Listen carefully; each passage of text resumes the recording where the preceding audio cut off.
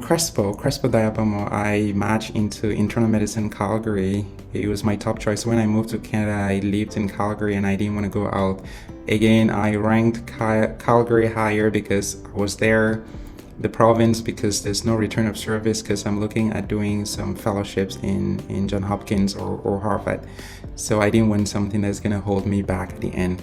So I got over 22 invites for the entire CaRMS. I applied for 3 main branches, essentially surgery, internal medicine, and family medicine. I got invited for all of them and I interviewed for all of them.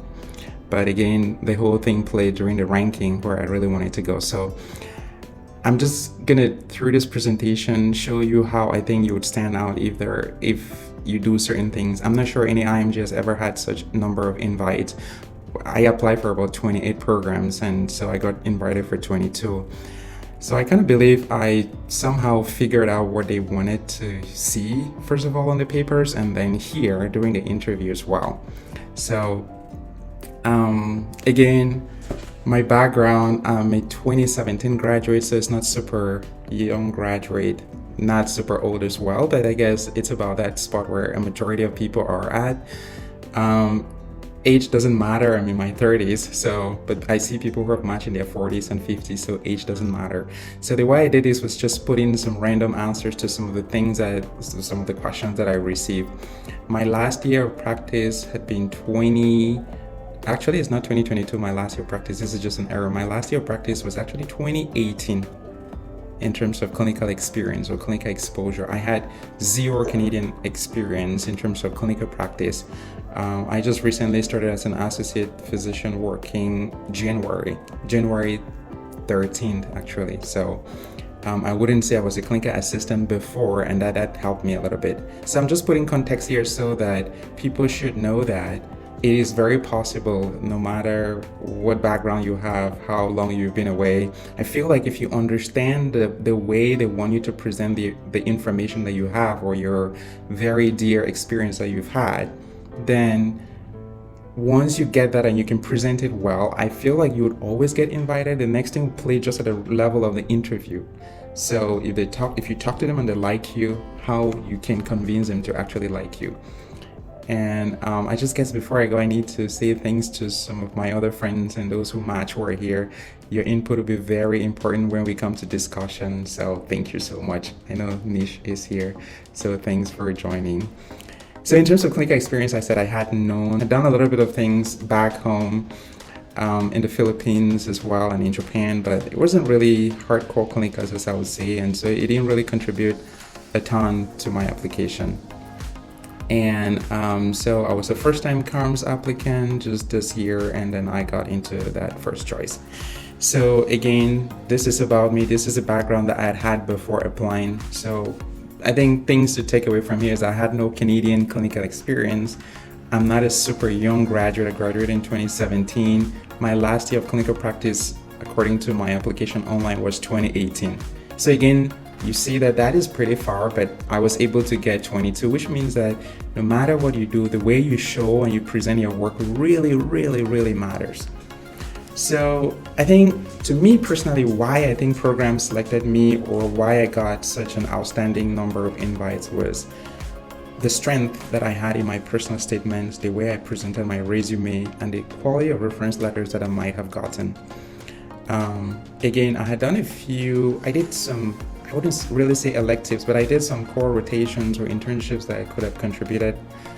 And you see really down the pyramid, my scores were not, I wouldn't say I had it top. I had my NACs in the 620s, like early 620s, and my QE1 in the early 240s, like really early.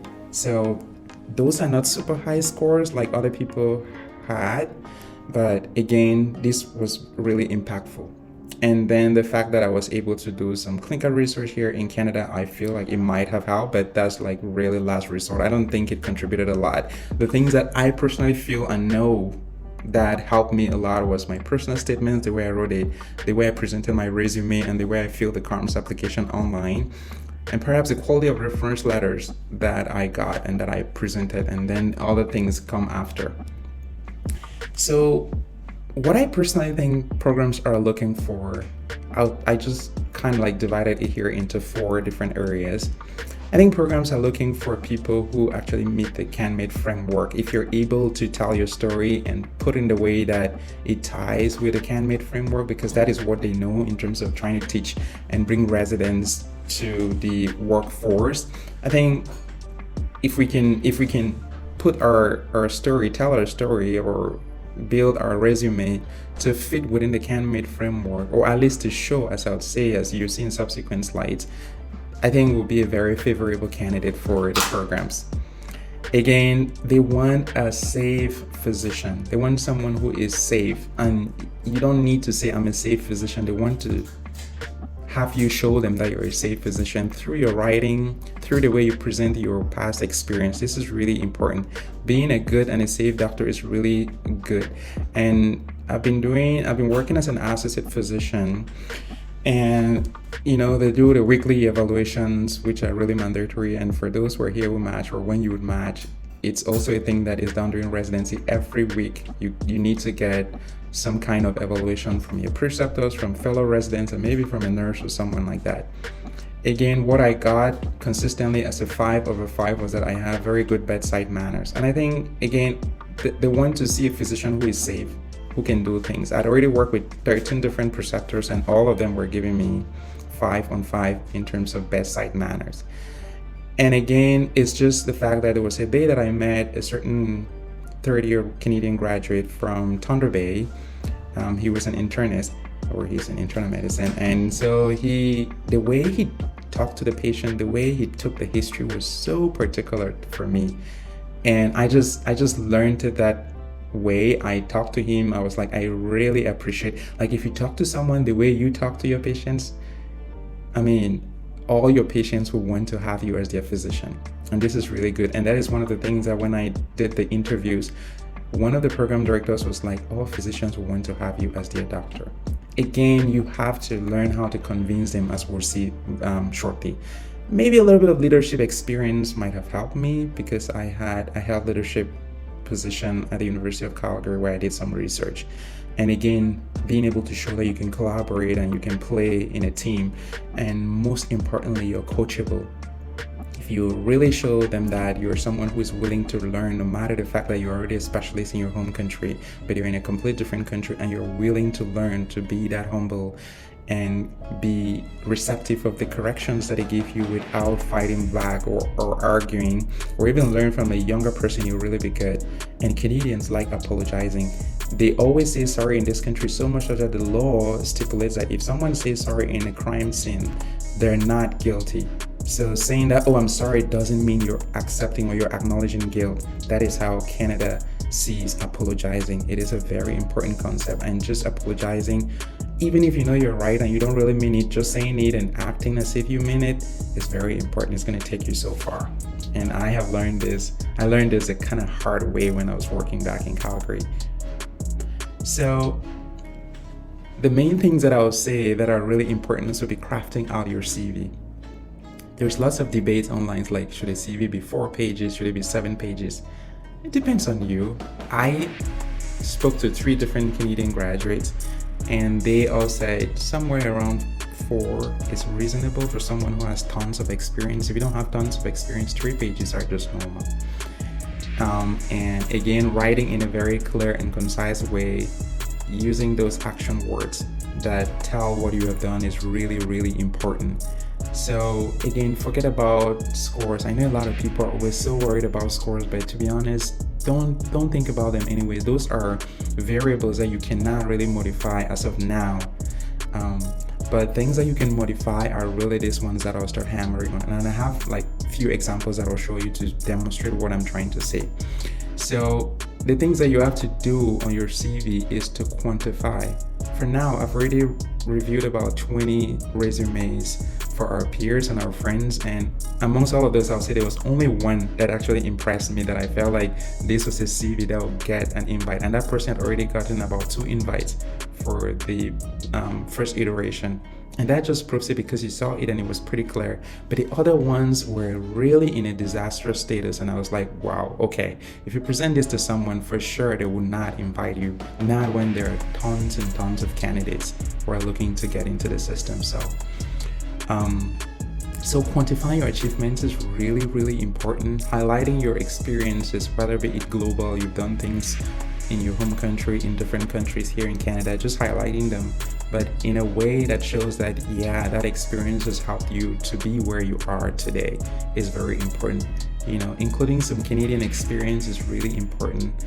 I had to quit my job to take on observership. So at the time I was working as the assistant director running clinical trials, and it became really, really serious. I found out that if I really want to succeed in this thing and I want to enrich my CV, I need to quit my job, because I went to the University of Calgary's website, sent an email to about 98% of the staff in internal medicine, just saying, hey, I am this person, this is what I'm doing, this is what experience I have had in the past, this is why I'm writing to you, please let me know if this is possible. I can always send you that draft of that email. I got feedback from about 10 of the preceptors, some saying no, they're busy, they can't take on me right now. And about 4 of them said, yeah, we're happy to, for you to shadow our team to do an observership. And again, there were no emails because on the website there's no email. So I deduced it. I looked at the program director's email address, and his name was maybe Harvey Ryan. And the email was harvey.ryan@ucalgary.ca. So I was like, if his name is like this and this is the email, it means that all the other professors' name, no matter whose name is, it's maybe first dot last name at UCalgary. And that's how I was able to just send them. Sometimes it bounced back, but again, I kept going and I sent emails to them, because people will be like, there are no emails, how do I get the emails? Well, you have to use your head. I think out of the box, like, how do I get a solution to my problem? And so that's how I was able to do to get a few observerships. And I did this for both internal medicine and surgery. I did 0 observerships for family medicine though. And I think what we should not do on our CVs would be using generic descriptions. Like I saw a majority of among the 20 CVs that I received, about 15 of them just use generic description. I used to be a physician. I used to see 10 patients, treating them, taking history, doing a third physical exams. That is what a majority of people were writing on their clinical experience. I was managing people with liver disease, hepatitis, this and that and that. And that's it. And I'm like, okay, this is the duty of a physician. What did you do that make you stand apart? And even just saying that, like, you should say it in a way that someone looking at it will be like, okay, this is not just any physician like any other physician, but this is someone who we want to talk to and bring to our program. And then, list the duties, make the point form, don't write so much lengthy sentences. So that R3 resident told me that, Chris, when it just starts getting complex and we have to find things, we just put it aside. Because if this person did not know how important this thing is and could not sit down and really get organized, it means that they will not be an organized doctor and means they will not succeed during residency. That's what she told me. And she had been the resident or the student lead. You know that R3s are the lead who kind of distribute the applications to different professors, and then they do the revision for most of the files themselves. And she was a lead for her cohort, and so she was the one telling me all of this. Again, don't stack similar experiences. Like, I've done an observership in general, and then I've done an observership in sick kids. I've done another observership downtown Kitchener, Waterloo, and then within this observership, I did the same things. I saw patients, or I shadowed to, take history, fill information in the electronic medical record. I put 3 different things, and I write all of these things in them, the same thing, just maybe using different words. It doesn't help. They know, if you're shadowing, we know about what you can do and what you can't do. If you're a clinical assistant, we know about what you can do and what you can't do. There's no need of repeating the same things, the same activities that you're doing or that you did back home. Back home, you say, I was managing patients, I was taking history, or I used to perform endoscopies or whatever. And then maybe you move to another hospital in the same country, you're performing still almost the same duty, but then you're writing the same things. You don't need to say a lot. So one of the R1s told me that, well, Chris, it's clinical medicine. They know what you would do as a doctor, so you don't need to put in all of these things. And that's how I was able to filter them and remove them out. Don't repeat any information. That's just what I'm trying to say. So for instance, I'm going to show you, this is the first part of my resume. So just consider how I write it. and just look at it. So again, my name will be up there. On the real original one, I didn't even put Calgary about it. I just put phone number and your email. But look at how I write this. And this is my highlight that I put here. These are my medical schools that I put here in the dates. And these are my electives that I did that I put here. I know people will be like, okay, we don't do electives in our countries, but you can change it. And that's what I tell a majority of the people, that, look, adjust this thing accordingly. In our countries, it might not be called electives, but it is akin to what they call electives here. Now, I see a lot of people put on their CV housemanship, words like that. They don't know what housemanship is. I was working with an R3 during the observerships, and I was like, well, I did housemanship. And she was like, what is housemanship? And she was just coming from reviewing CaRMS applications and IMGs files like the year before. And she was like, what is housemanship? And I was like, you don't know what housemanship is? She's like, no, this is the first time I'm hearing from you. So again, if you use words like housemanship, when a majority of them, let's not assume that they know it, especially for like core Canadians who have just been here, they've had little interactions with IMGs. They don't know what housemanship is. They've just been buried in their books that the Canadian system went through, and they don't know it. But housemanship, we know what that is, and we know what the equivalence is in the Canadian system. So use that equivalence, the word, in the Canadian system instead. So back home, all of these are not called electives, but they were, internships that are optional. And so I know that internships that are optional, that you decide to go and do it by yourself, but the school approves of it, those are called electives. And so I made a table of electives. And so this is what I should anticipate that we should all do. And just so see how I put these simple things, not telling a lot, not trying to give my scores, not including people's names. I see a lot of people include preceptors' names. Well, there's a good part and there's a down part to that, is that someone reviewing a file, especially when it's outside the residence level, when it's with the professors or with the teachers already, you don't know the relationship that they might have had with that preceptor that you're naming as your best person. So altogether, I just usually feel like this whole CaRMS application is about you. It's not about other people. Don't try to make it about other people, or to say that because I've worked with this particular influential professor, it means then if I put their name and someone's seeing it, it will help me. Well, there's a good side. It can help you if someone review it, as well as someone seeing it. If they don't really like that person internally as a conflict of interest, they can turn down your application. You would never know. And again, those people are not the ones helping you. Again, this is my personal opinion. I'm not saying you should do that. It's totally fine if you want to include preceptors' names. I did not include because I want to showcase what I can do.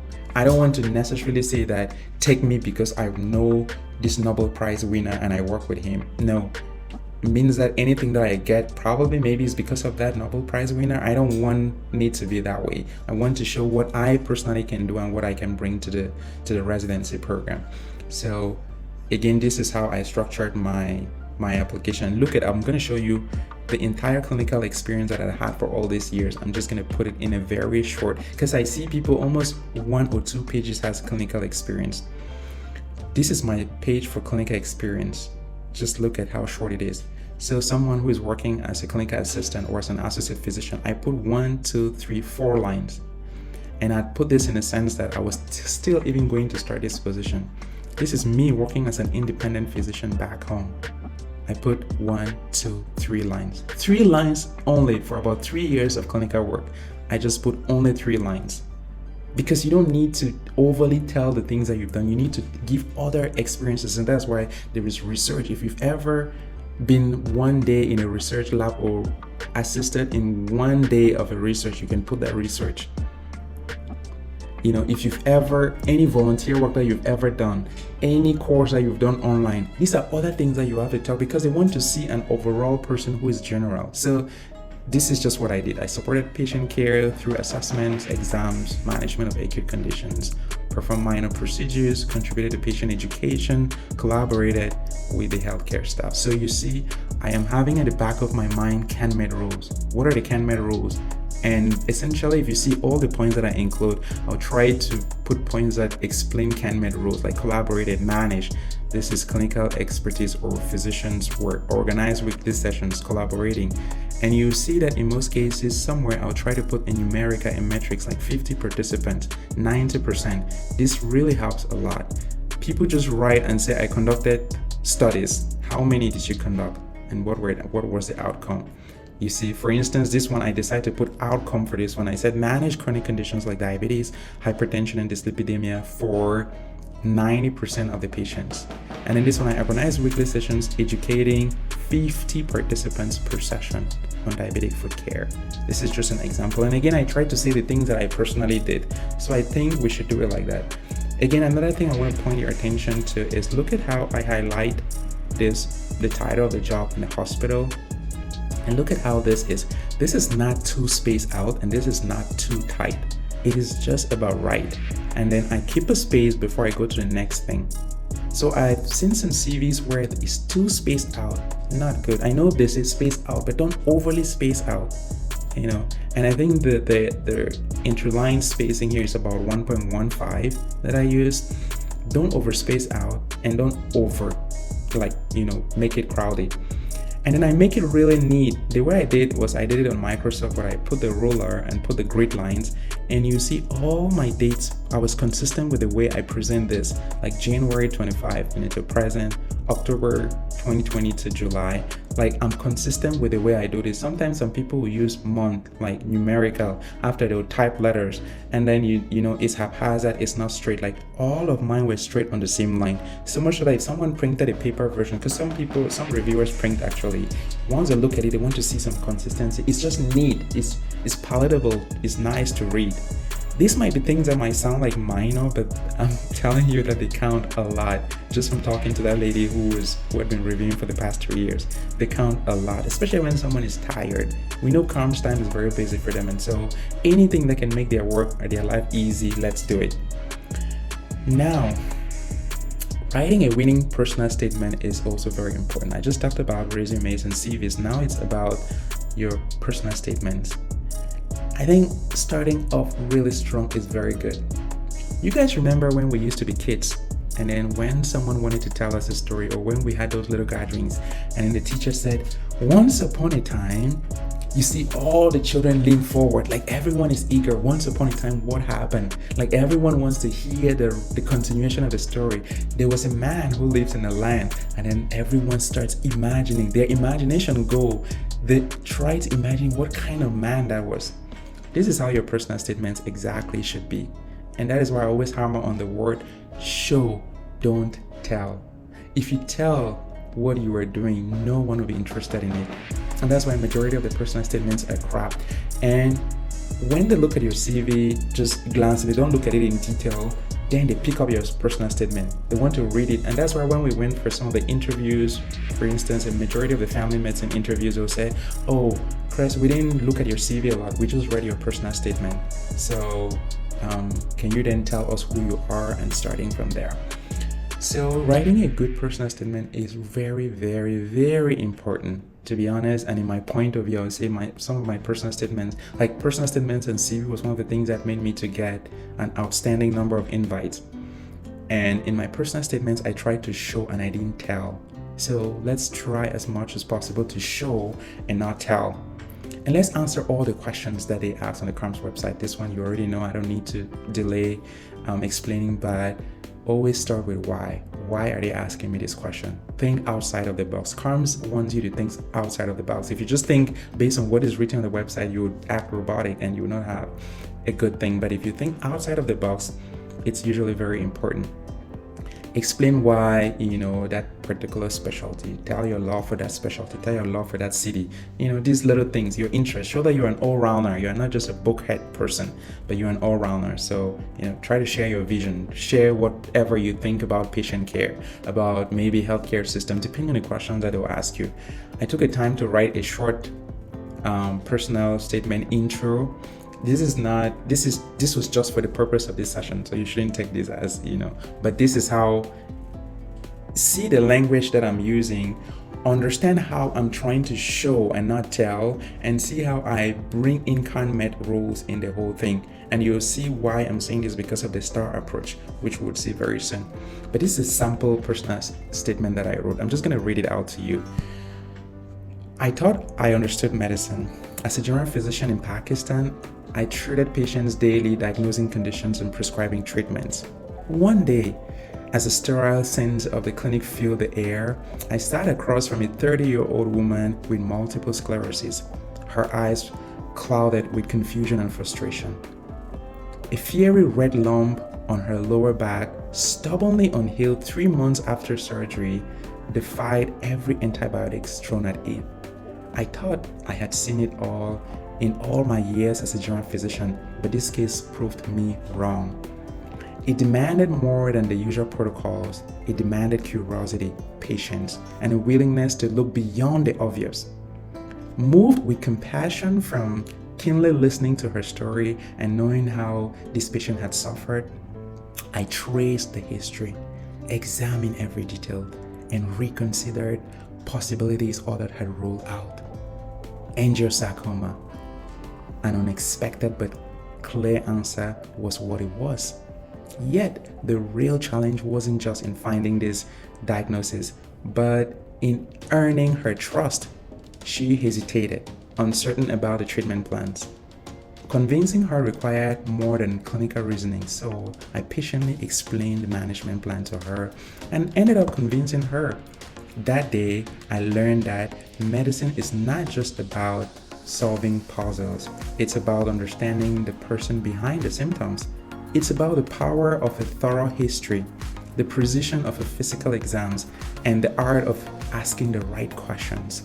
Since then, I've approached every patient encounter with renewed diligence, determined to hone these skills.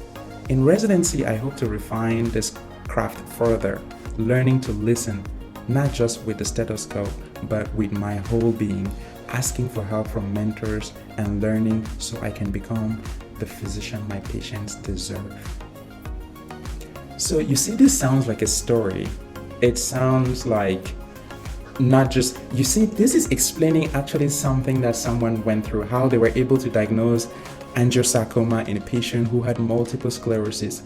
But can you see how the story is told in a curious way? Anybody reading this will want to continue reading because it actually sounds like a real story. It sounds like something you're telling someone, and immediately someone opens your personal statements and starts reading. I thought I understood medicine. The person will be like, okay, what is this person trying to say? Let me just see what he's trying to say. But a majority of the people would not start in this way. They will start something like, I am a physician, I'm from here, I used to work like this, I have been seeing patients like this, and there was a day I saw this patient and he was really good, and then I learned from this. It is basic. It doesn't stand out. It doesn't make you stand out. But writing something like this make you completely stand out. No matter who reads it, he's gonna be like, okay, this is very different from the very tell stories that people have been just writing. But this one is a show. You see how this person shows it, and how do I say show it? He says a fiery red lump on her lower back. You see how he characterized it. Fiery means that it was it's an inflammatory lump on the back, stubbornly unhealed. You see how they use like metaphoric human-like attributes to characterize it, and anyone reading this will really feel like, oh my gosh, I read a good personal statement today. And they'll want to talk to this person to see whether in real life this person is this knowledgeable about the things that they have done. So again, this is just a sample of what I just sat and wrote, as it could be an introduction to you telling your story and why. Now, after this, you can see that this person is concluding. You see that using the STAR approach, they have said what they learned. So I learned something from this particular situation. And that learning, they still show that they are not yet at the top of the game. It says, I hope to refine this craft further to show that no matter that I was able to finally get the angiosarcoma as a diagnosis, I have not yet mastered that craft. And during residency, what I intend to do would be to learn and to ask for help. So you see, this is showing coachability, humble person, readiness and willingness to learn. So these are the things. So essentially, this is how, in this sense, that I wrote all of my personal statements. And I want to believe that it's because I wrote it in this format that I was able to get 22 invites, and the way I put my CV. So you see how this is very different from what people ideally really write. So now my advice to people who are applying for second iteration, and even people who apply further in the future, is that mock interviews interviews are also really important. Once you've done all of this, then you come and you show that that is really who you are during an interview session. And interviews are really important. You have to be super relaxed, tell your story. And again, I think when the Family Medicine Ontario interviews were out, I had a session. I'm happy to still host another session where we just practice and we do simulations, and I can still show how I did respond to my questions. But again, it's really about that storytelling. I try to always make it like a storytelling scenario. The moment you tell a story, people will like you. Like when you are in the hospital, or for some of you guys and us who are in the healthcare system, or who have had the opportunity to say work like a clinical physician, or work like, I don't know, during observerships or anything, you would always see, even in the patient's electronic medical record here, you would see doctors would be like, I saw this patient today, and this patient kind of sounded like they didn't know what they were talking about, and I had to talk to their brother or the person who brought them to the hospital. And this is part of the history. I'm telling you, this is part of the history which is in the patient's electronic medical record. So they make it so conversational. But for us, we want to just make it 50-year-old patient, known history of diabetes and hypertension, resistant to 3 medications, who came in because they had this severe headache. We want to make it super medical. But they will be like, a 65-year-old patient who came in with EMS, and they are from their private living home, and they kind of were complaining of headache. They have a past history of, they make it very simple but in a storytelling manner. And I think this is the same approach that we should use in our interviews. So for most of the interviews that I sat in, the questions were situational judgment questions. Tell me about a time. Tell me about your failure. Tell me about how you would do this. I remember for University of Saskatchewan, because I have a YouTube that I do, some of you might have seen it. The first question they asked me was like, oh Chris, we read on your personal statement that you have a YouTube channel. Tell us, how did you start that and how you're going to manage that during residency? Like, that was a question on my interviews. And then one other one would be like, tell us about a time where you failed. What did you learn? What did you do? So the majority of the questions were really those. Saskatchewan had a little bit of, clinical scenarios, and also general surgery for NOSM had some clinical scenarios, but the majority of them didn't have. Calgary too did have some scenario questions that are clinical, but a majority of the questions would be situational judgment. So for situational judgments, please try and use a STAR approach for the most part. Say clearly what that situation was. Say exactly what task you were supposed to do, and say exactly the actions that you took to actually carry out that task, and also say the results that you achieved or you obtained. And then I always add the second T, or how does that translate to helping you into residency? A lot of people forget about that, but just say, well, this has helped me to become this and this person.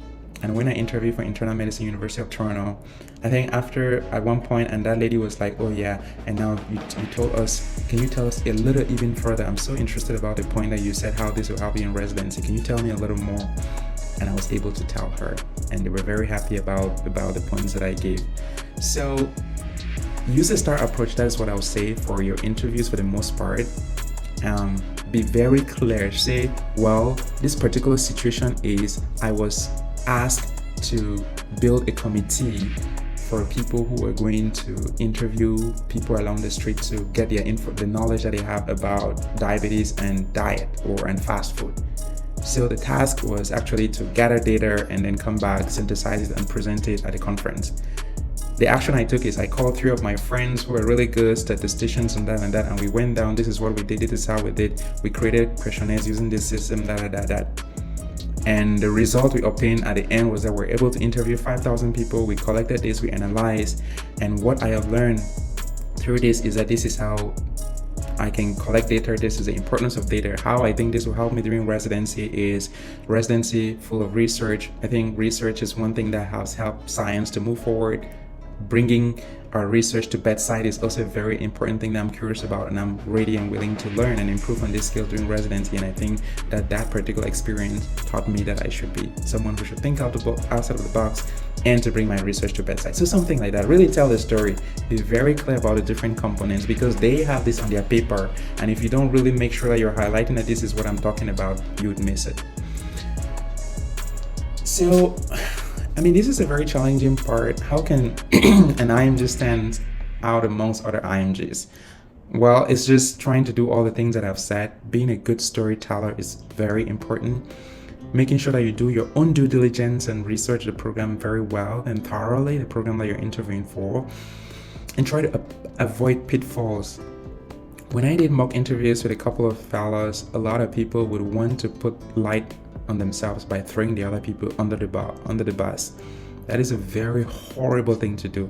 No, the moment you say, well, that my friend, he went and told the professor and then we were in trouble, you're gone. That's finished. You never throw anyone under the bus. Never ever do that. Never throw your hometown. I see some people come and say, well, I'm from a poor community in rural Nigeria, and people there are so poor, they don't have anything. The hospitals are pretty empty. Because the hospitals were so empty, so I decided to do that. No, don't do that. The way I answer questions when it comes to those rural areas is like, well, every rural area is challenging. The fact that they didn't have lots of MRIs, access to MRIs, CT scans readily available. It helped us a lot to hone my experience in understanding pathophysiologies of diseases. And so without that paraclinical, it was really all about honing the clinical skills to be able to pick those clinical cues before they even presented in a very grandiose way. And so because of that, I also wanted to experience the aspect of having a combination of this and using it together. And so that is why I moved from that rural area to this urban area, and I have been able to then do this and that. Because I see a lot of people throw away their community and just make it sound as if where they're coming from is totally bad, nothing was good about it, and now they're in Canada, they want to do it because Canada is great. No, never do that. And even when you do that, they know that you're not good, because the moment conditions get bad, then you throw the other section or the other area under the bus. So never throw anyone under the bus, not your country, not your hospital, even if the system there is bad, not even the politicians of your country. Never say, well, the country is run like this and then there's that. Never. There are difficulties, there are hard times for sure in disenfranchised communities, but how can you profit off of that? How did you become a better doctor off of that without throwing someone or blaming or pointing fingers at another one? So that is how you do to stand out. And so we have some resources, we have some groups, and planning to hold some sessions. I'll send the links again. I do have some time now that I can do one-on-ones. So I want to review personal statements and CVs for people who are applying for second iteration. I said I'll start with people that had contacted me prior to the match, and then I'll go from there, but I'll try my very best. I like to do it and do it effectively. I don't want to, because I'll need about 45 minutes at least per person to do a thorough job and at least do a few paragraphs and then let the person complete. And then we also have a platform where we share the information. That's why you see this Universal MD. But that is the end of my talk. I will open it up then for us to have questions and answers, and I would like if the others who match who are on the call to just respond to some of the questions if I can't answer. And thank you guys so much. This is just my personal take on it. It's not anything specific. So yeah. All right.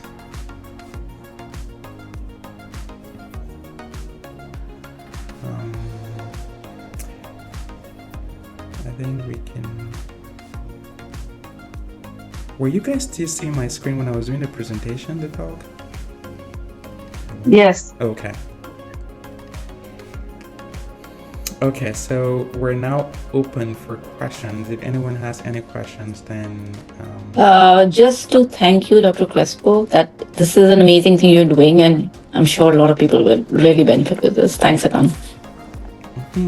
Thank you. Excuse me, Dr. Chris. Hi. Okay. Thank you for your presentation. I have a short question about using the AI to write the personal statement and something like and resume. Thank you. Okay, thanks for the question. Certainly, you can use some... Am I still sharing my screen or I'm not? Can you? No. Not.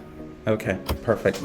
All right, we're now open for questions. So, in terms of AI, I would say, of course, you can use AI, but does AI really know that you work in the military hospital and you saw 30 patients?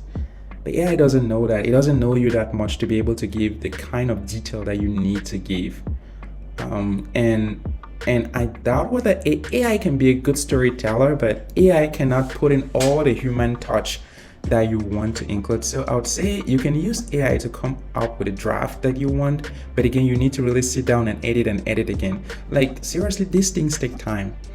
And I worked really, really hard at that time to do these things, to be able to write all the personal statements for every program, because what I did is I sat down, I wrote a personal statement for every program. Of course, when you've written one or two, you just kind of like make easy tweaks from those ones and add some things. I wanted to even share one other aspect of my CV too, in the way that, so I'm a self-taught pianist. I used to learn how to play piano by myself, and so I kind of learned, and I included that as well on one of my personal statements, especially when I felt like, when they ask you like why this specific program or something about you personally, I said that. And the way I said it is, okay, like you have to coordinate the notes in a keyboard play. That is how medicine is, and being systematic is. So you always try to link every experience that you have to medicine. So coming back to the AI question, I'll say, of course, use AI, but you know that if you generate something that's AI written, everyone will know it. And schools use, or the CaRMS people, I call them, and they were like, the different universities use AI detectors. I know that there are AI detectors or tools out there that write it and then mask it so much that AI detectors cannot see it. But again, just be careful with AI.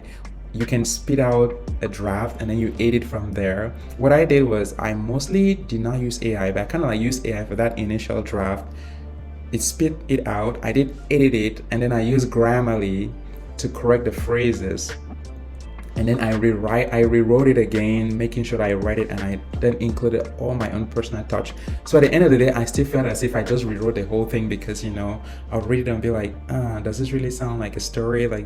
And then that's how I did. So, but you can use AI definitely to get going, because no one can just sit and then just write some stuff like that. You need that draft, and then you can continue from there. So I'll just go according to how I see the hands that are raised. Cameron, I hope I'm saying the name right.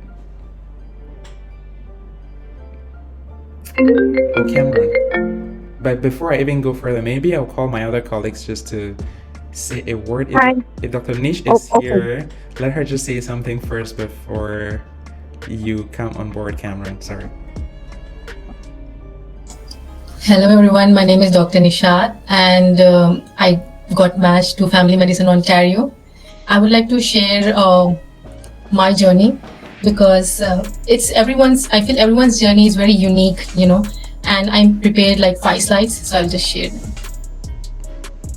So for the quick story, Dr. Nish and we crossed paths sometime when we were still preparing for NAC. We just worked together for NAC, and we've been mutually supporting each other, really, and it was a good thing that you and your study partner, you match, and it was like really exciting. But yeah, happy to have her here.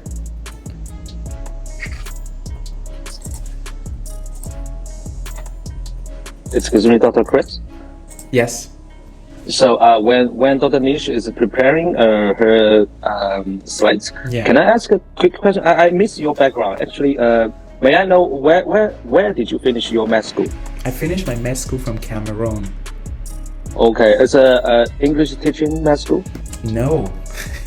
My med school is taught in French. Cameroon is a bilingual country like Canada, but it's a flip side. Like 80 to 90% of Cameroonians rather speak French, and it's 20% minorities speak, English. Whereas Canada is like just Quebec speaks French, and then the rest of Canada is English. So it was mostly in French.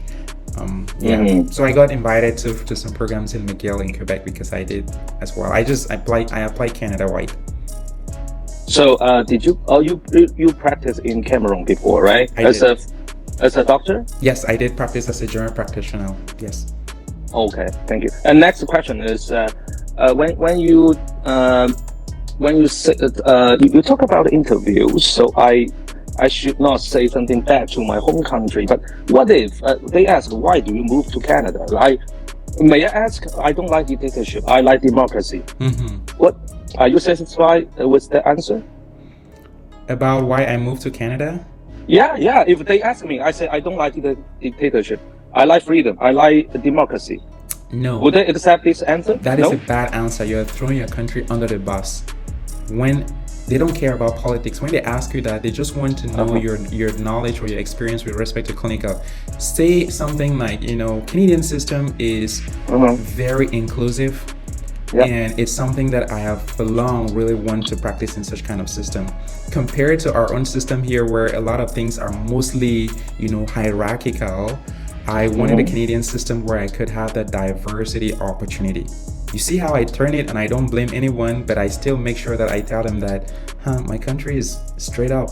Being hierarchical means you must listen to people from top, right? And that is a sense dictatorship, but you cannot say dictatorship. If you say that, then they will not take you for the program, because they'll imagine that if you come to the program and something happens, you just blame the people at the top, and that is not good. So I don't. Yeah, don't say because dictatorship. No, just say what you admire about Canada, and say what was a pain to you in your home country, and why you really want to embrace the Canadian one. Yeah, so just to rephrase. Okay, I think I get the idea. So, yeah, thank you. So let's say you come from a country, maybe there's some kind of really dictatorship. You say, well, I came to Canada because Canada is a pretty open country.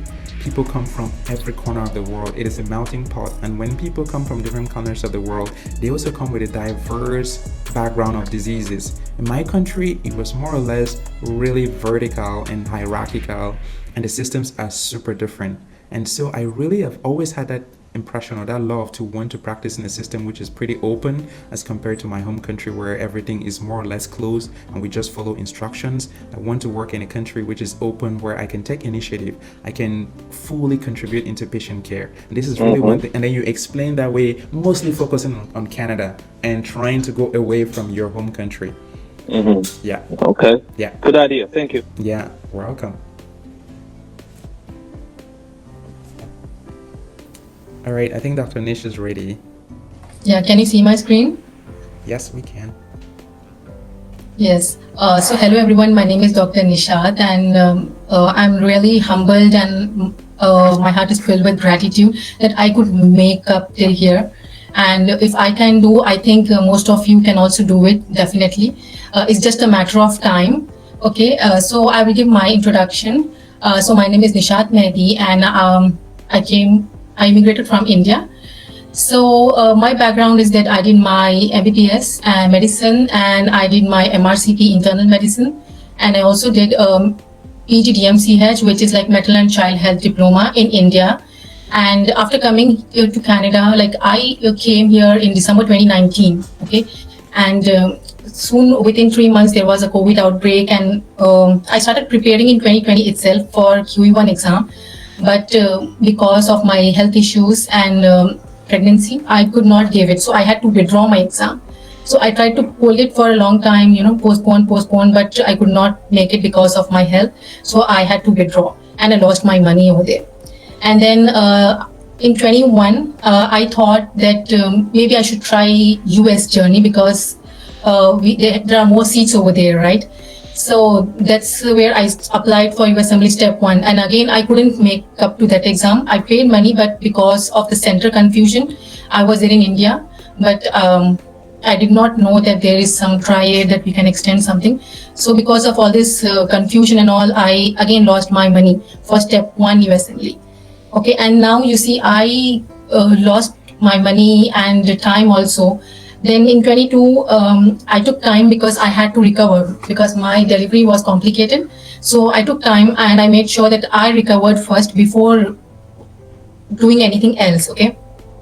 So in 2022, I focused on myself, on my health, and I recovered. I had to take lots of physiotherapy and all, but I made sure that, I am good physically, mentally, okay, because this journey is going to be long. It's not like you do exams and you get matched the next day, right? So in 2023, I gave my QE1, I gave my Step 2 CK exam, and I could study only 4 hours per day, because in 2023 in Ontario, the daycare rate got dropped. Okay, so previously it was like $1,000 plus per month for a daycare. So it was very expensive. I could not afford before that, but from 2023 it became $20 per day. So it was affordable, like $400 approximately per month. So I could afford it, and that's when I got a part-time daycare for my child.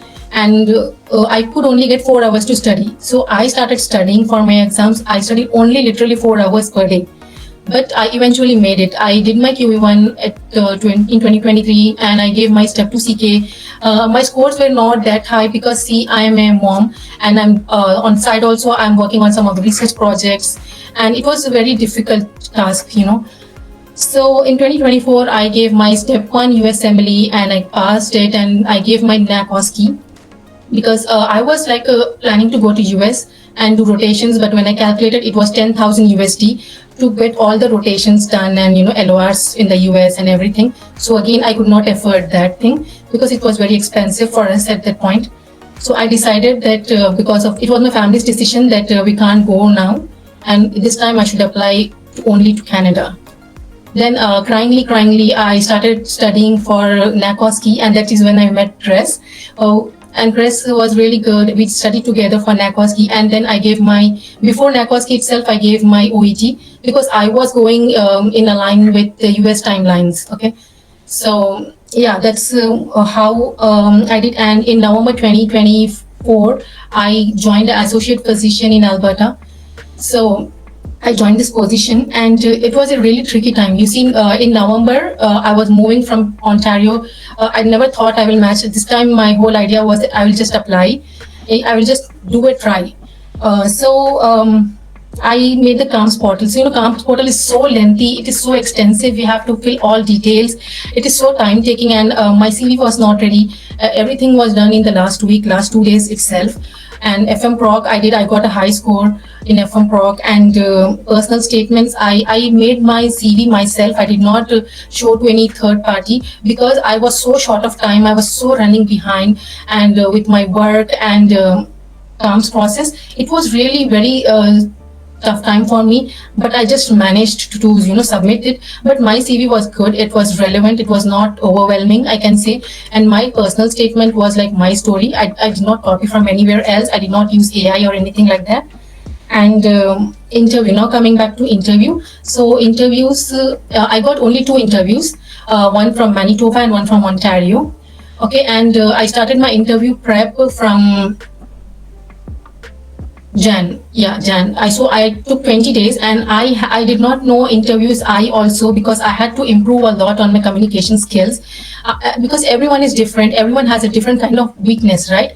So I prepared a lot for my interviews. For 20 days, I took mocks every day. I gave it to different people. I took feedbacks, and I worked on my feedback also. Okay, I did not take any bad feedback to my heart or anything. I know most of my interviews, mocks, I took from the residents, okay, because residents are already in system, they know everything. So it's a very good idea to, whenever you are doing, do it with the residents, okay. So for interview, it is all about communication, okay, like how well you are able to communicate, how well you are able to speak up. And it should not be like dominating, but it should always be like collaborating, because as a doctor here, you are not the superhero. Like back home, you see doctors are the superhero, they are the lead, they do everything, but not here. Doctors here are a part of team, and we have social workers, we have dietitians, we have nurses, nurse practitioners, everyone work together in a team. So that is what they want to hear from most of our interviews, that we are safe, we are able to collaborate, we are able to communicate well.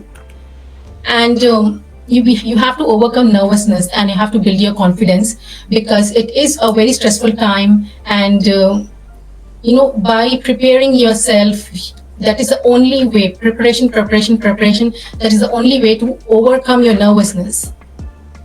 So final tips I would like to give to everyone is that consistency, persistence, resilience, perseverance. This is the key. See, everyone will think, oh, I did not do, but try again, don't give up. CaRMS is not like a one-day thing. It's a journey.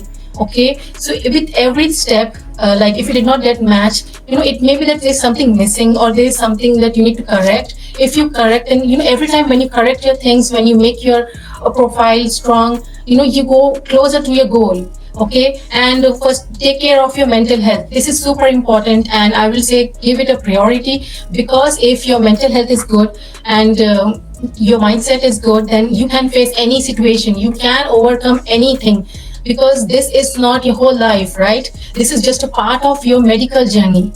And I will say that always talk to the residents, seek feedbacks, reflect on your performance, where can you improve, and if one thing is not working, try to see that apply new techniques or anything, you try to change your routine so that you can achieve that thing. You have to set your personal goals, professional goals. Don't neglect your personal life. Give time to your family, and it is all about adaptability, because as in CaRMS, right, they want to have adaptable person, the person who is adaptable, who takes feedback. So that kind of a doctor they are looking at. And please never copy anyone's CV or personal statement. CV and personal statement are like your face. It is very personal and it is showing who you are. Okay, so make sure that you prepare on that, and make sure that your CaRMS portal is also good, because they also see a CaRMS portal. Okay,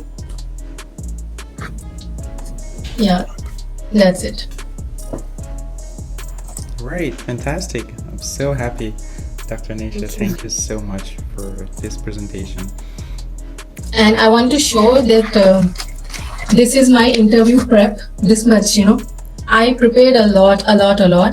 And if you really want, everything should be good. Your CaRMS portal, your CV, your personal statement, your interview, how you are giving, everything matters. And I think most of the people are in confusion. If I put more money for QE1, maybe I will match. No, you have to put more money in your CV, personal statement, and your interview prep also. Okay, it is very, very tiring process, but it is worth at the end. Okay, I wish you all the best, and don't get sad, or don't give up. There's always a hope, there's always a hope. And I always say to all my colleagues, don't give up. And we are there to help you guys, okay? Absolutely. Fantastic. Thank you so much. Never give up. I was practicing. I personally, for me, I would say I practice, but I tried not to overly do it so that I don't sound robotic as well. Because there was a time that if you overly do it, then you might just sound as if they say, "Who are you?" Blah, blah, blah, you just say all this stuff, and then you sound. So I did not. I did by practicing. I mean, I made my stories. Okay. Right. I recollected what happened in my medicine journey. I picked up that stories, because when I started my interview prep press notes, I was stumbling. I did not have strong stories. Even with a lot of practice, I recollected everything and I wrote down, and I made sure I put strong stories. Okay, like in which all candidate roles are there. Yeah. So ultimately, at the end, even press will know that I became so good in talking. Absolutely. Yeah. And because as IMG, we are hesitant to talk, what will they think? But actually, you see Canadians, even high school children, they talk with so much of confidence, right? So we should be able to talk. And during my interview prep also, I had to remind myself that no one is here to judge me, and I just have to share my experience. Okay, I had to say this constantly to myself every day, because we have this fear of judgment in our hearts, because that is how back home it is, right? You can't talk loudly in front of your seniors. You can't talk this to your seniors. Yeah. Absolutely. Thank you so much for sharing. Myself as well, I'm naturally a very bold person to talk in front of public. Yes. So that kind of like played out for my good. But again, you have to match that Canadian energy. So Canadian graduate energy, you need to meet one of them and talk with them. They're right on the spot. They just go. So try to match that at Energy, sometimes we're pretty timid, but don't do that. A majority of us here are already at the level we're done with the exams and we're at the level of the interviews. But for anyone who is still not even at the level of the exams, it's the same thing. Prep for your exams. Know that the exams is just a part of the whole document. It's not all about the exams. Of course, getting high scores are good, but you've just heard from us that it is not always necessarily having high scores that will give you the match, because some people have extremely high scores but don't end up still matching. It doesn't mean that the high scores are not important. It just means that the other aspects were very weak. So it's a salad and you have to put in every ingredient. If you don't have mayonnaise, try to put in a little bit of milk, just a little bit of, to give it that really good consistency, and that's something that looks good. All right, so we'll start with questions and answering now. So I'll come to the questions in the chat from time to time, but Fatima, you can go on. Okay, thank you, and thank you so much for the nice presentation, like influencing presentation that make us very energetic. And actually, I'm at the start of the way. I'm just finished with my college here. I studied echocardiography here, and now I'm on the 0 step, means I'm collecting some information how to do the exams and what exam is the most important at the beginning and what is the most like MCCQ and NACOSQ, which one is better to do first. And yeah, I need like a lot of information about your experience and other experience, and I don't know how to start and how to go. Okay. Thank you. I'll be giving the answers very briefly just so that we can answer everyone's questions. And before that, I want to thank Shamima and her group that are also here just to listen and to contribute. So thank you so much, Shamima. If you're here, I want to acknowledge your presence. And Shamima leads a group of IMGs, and she has support from different areas, and they're based in Ontario, but they help IMGs all around Canada. And they do teaching, volunteering. We have volunteer preceptors that come there to give lectures, helping with NAC and QE1, which is really good. And I think it's something that we're also looking to do in the near future with Universal MD. But to come to your question, it depends really on you, on how good you are. If you're a pretty recent graduate, you might want to do NAC before QE1. If you're not, you might want to do QE1 before NAC. I think QE1, it's like really going back to reading, understanding what a disease process is like, pathophysiology, and then responding to questions. I started with QE1 because I've been out of practice for a while. For a majority of the people that have been out of practice for a while, I see them start with QE1. So if you've been out of practice for a while, I'll say start with QE1, but there's no format. The exams can be written independently, so NAC or QE1, anyone. But I've seen many people start with QE1 first because that kind of seems to be like the more difficult exams and more challenging exams. And people do QE1 too sometimes because they want to work, say for those in Alberta, you want to work like an associate physician, you need QE1. So some people do QE1, start working as an associate physician in Alberta and gain that clinical experience and that Canadian insight.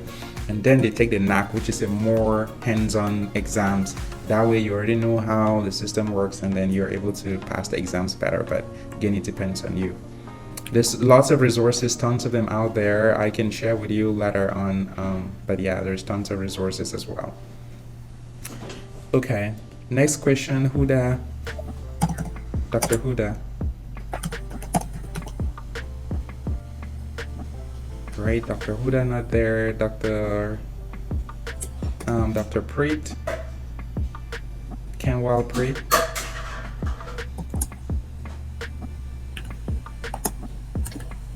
Hello, hi Dr. Crespo and Dr. Nish.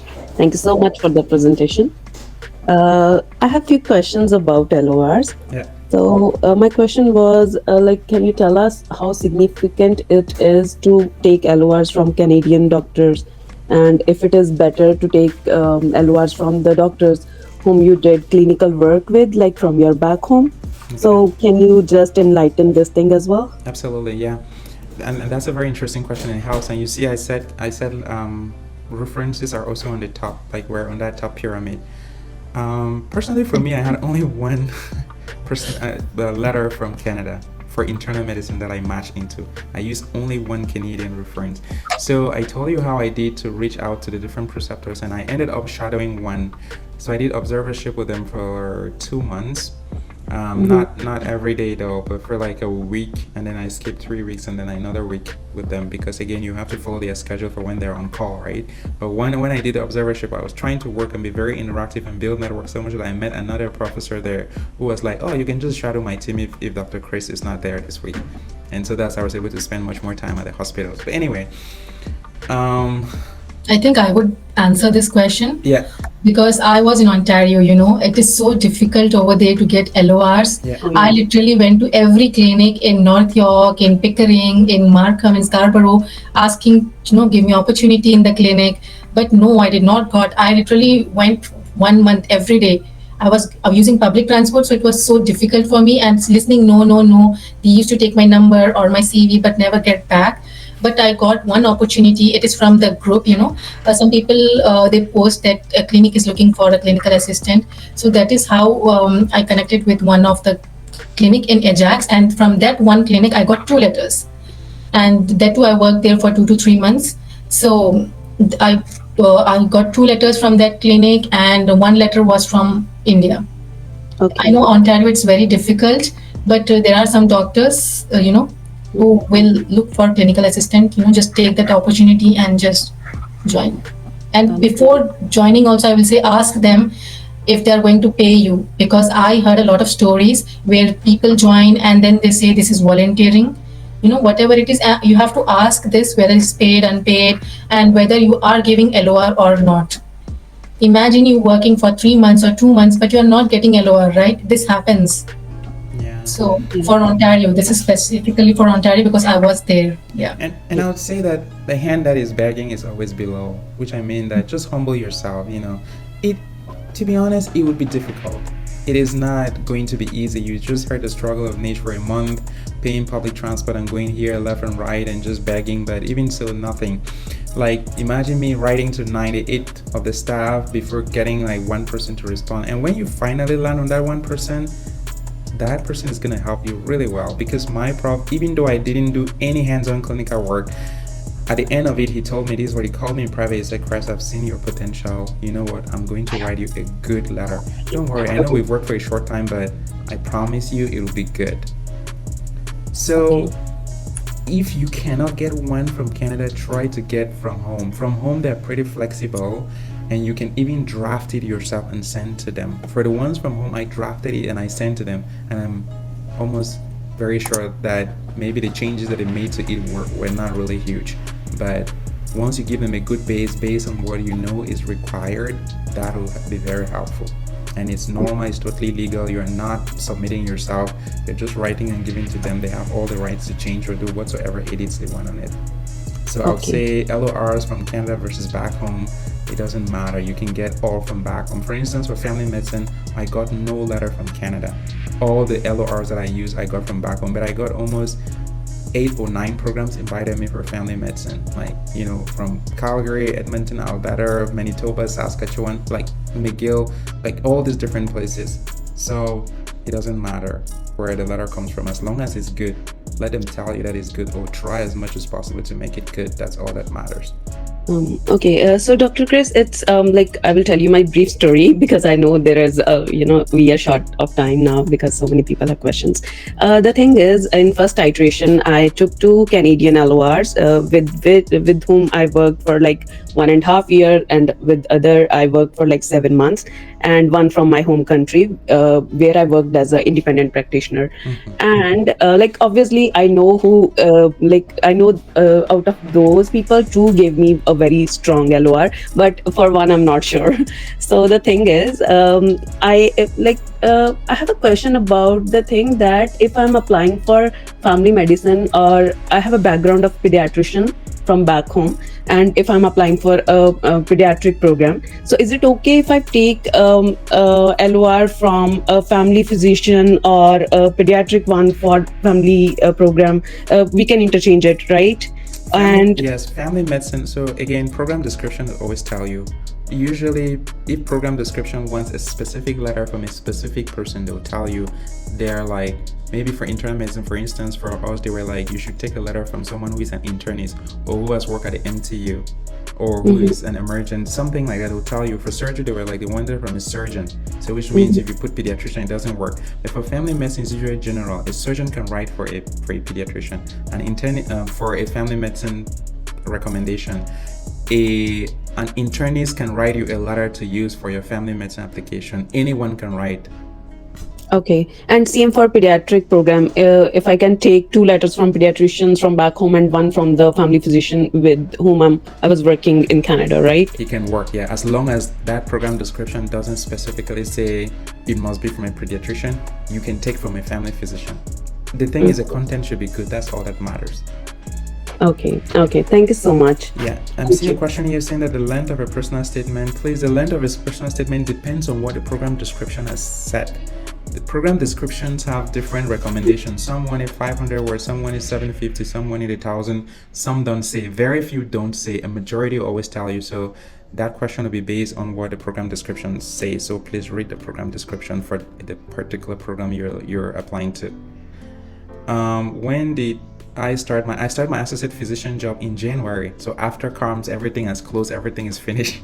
That's when I started my associate physician position. So I didn't even include it in my thing because it shouldn't have helped me in any way. I had not started. So again, I just want to lay this to say that again, it's the quality of what you give them. It's not what you are doing, because some people kind of feel like, oh, it's when you're absolutely an associate physician that you get a job. Yes, Manitoba family medicine requests that people should be clinical assistant to get it. It's just that one program that kind of asks, and not even everyone that matches there is a clinical assistant. So again, it really varies. You can increase your points by a little bit in Manitoba, but the rest of the country, no. The next question is, okay, I'm not seeing. I'll keep flipping, but I'll go to people who have their hands that are upraised. Yes, Dr. Huda, can you go on, please?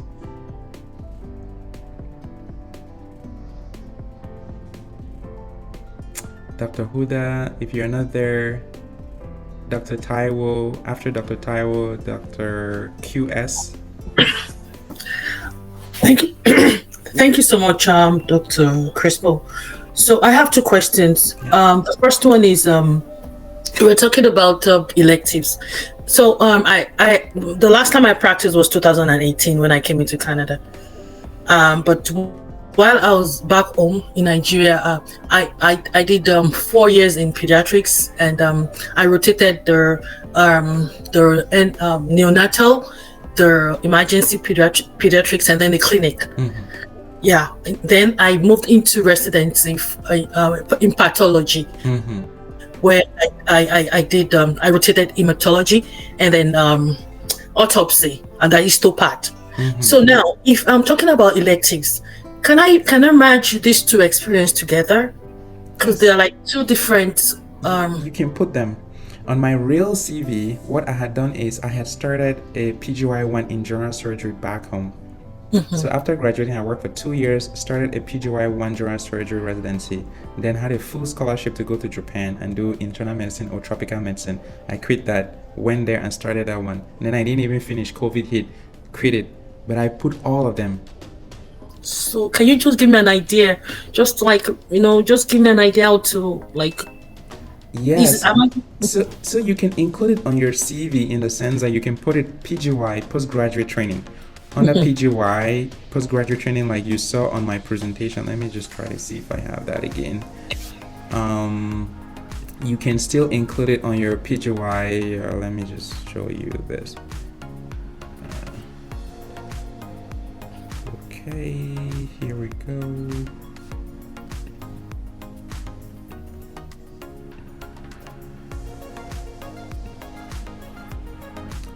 Okay, so right here. So if you see my screen, you would see that there's just postgraduate training. You see, so this is Diploma of Tropical Medicine and Global Health. This is a program I did in Japan. I put it.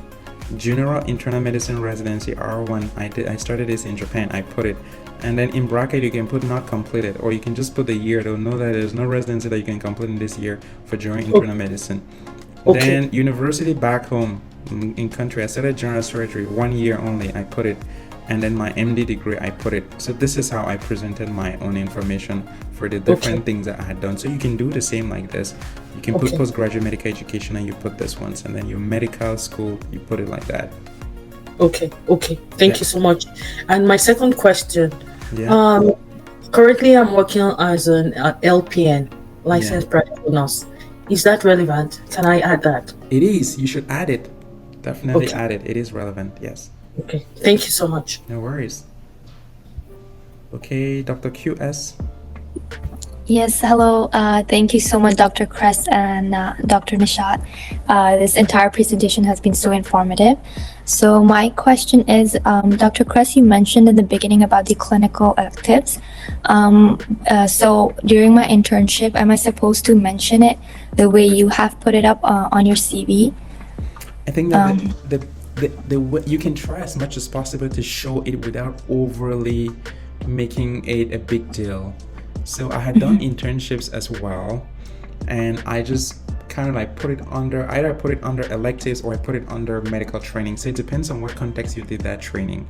So you can you can add it. So I did add it if something was not really residency training or it's like postgraduate internship, I put it under internships. If it was like a part of my training, I put it under my education. So mine was like after graduating, we do a 1 year of internship. And Dr. Kress, I don't know, I'm Annie, so we did talk about it. So I think you have a brief idea of my journey as well. Yeah.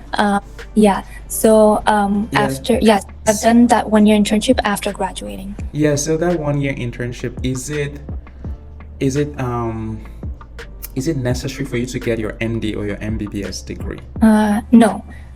We were the first batch where we didn't have to. However, previous batches needed to have the internship year in order to get the MD. Then that 1 year you put it as a work experience, as a clinical experience and working, even though you were mentored, but you were doing things as if you're a physician because, as if you were a physician. So maybe if Dr. Nish has another opinion on that particular question, she can help. Yes, please. I would love her input in this. Okay, guys. So first of all, I see there's a confusion between internship and electives. So in India, electives are like which you start doing clinical rotations in your second year of med school. Okay, like we used to have surgery, medicine, ops rotations, bedside patient, you go, you do that. That's electives. I did not include a big number of electives. I just wrote whatever we gave, like maybe one heading, that's it. And so most of your electives will be covered in your MSPR. There's a document called MSPR, right, which we have to upload. So that is for all your electives which you have done in your med school. So everyone will do that, and every med school will have this MSPR which they give to the student. You have to ask your med school, because in India, second year we start with medicine, ops, surgery, pediatric, and in third year we have ENT, opthal, like that. Everyone does that, but most of the people I think forget that. So electives are the ones which you do in your med school, and postgraduate training or internship is when you graduate and then you do, that is internship, that is postgraduate training. Yeah.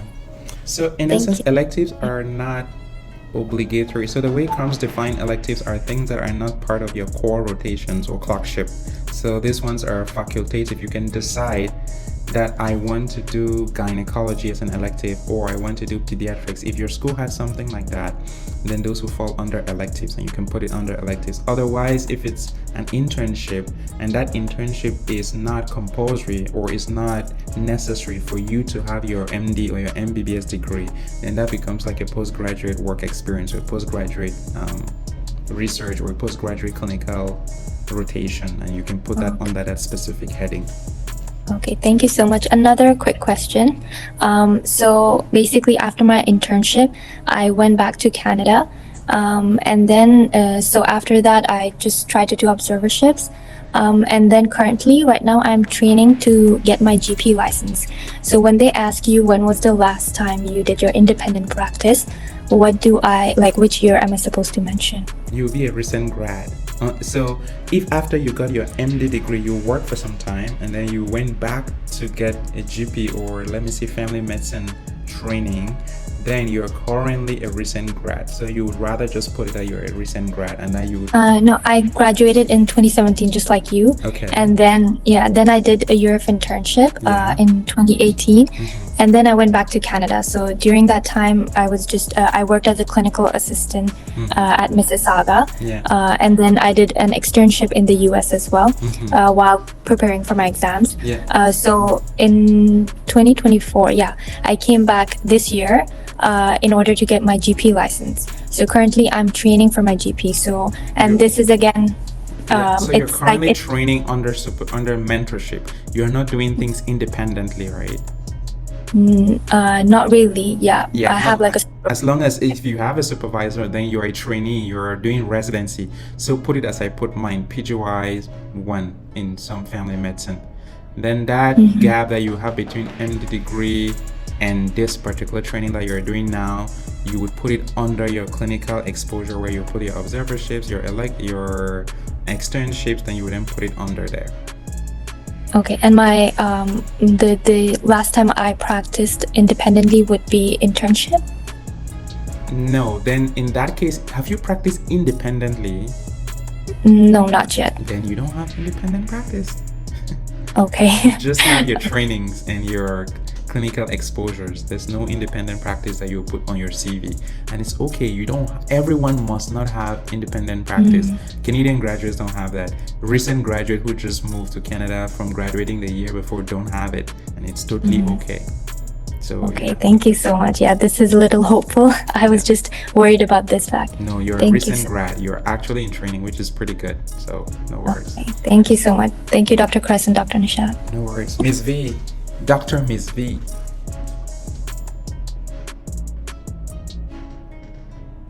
Dr. Ms. V not available. Dr. Cameron, you already asked a question. Is that it? Dr. No, I didn't get the chance. Sorry. Okay, carry on then, because you're on the list. Yeah. Thank you so much for this informative presentation. It was really helpful.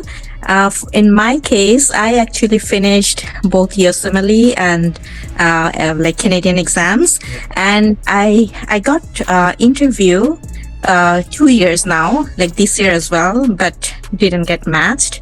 So I'm a bit, hopeless now. Like, I don't know what's wrong and how to improve myself.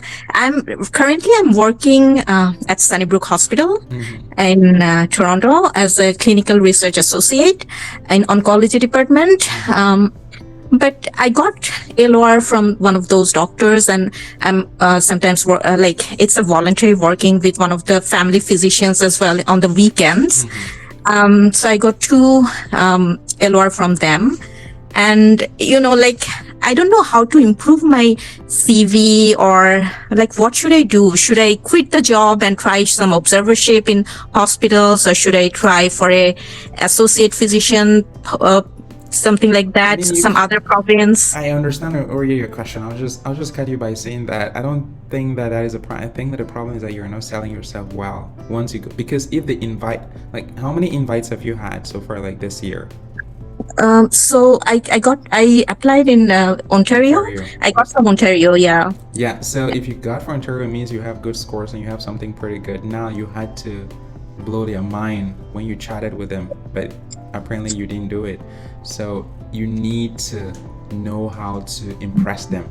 And if you're getting just Ontario, it means that it's a filtration system, which means you still have some work to do on your personal statement and your letter, unless you didn't apply to the other provinces. But if you apply to the other provinces and you were selected for one province that doesn't do automatic filtration, then I would say your personal statement and your CV are pretty good, and you might need just very little tweaks on it.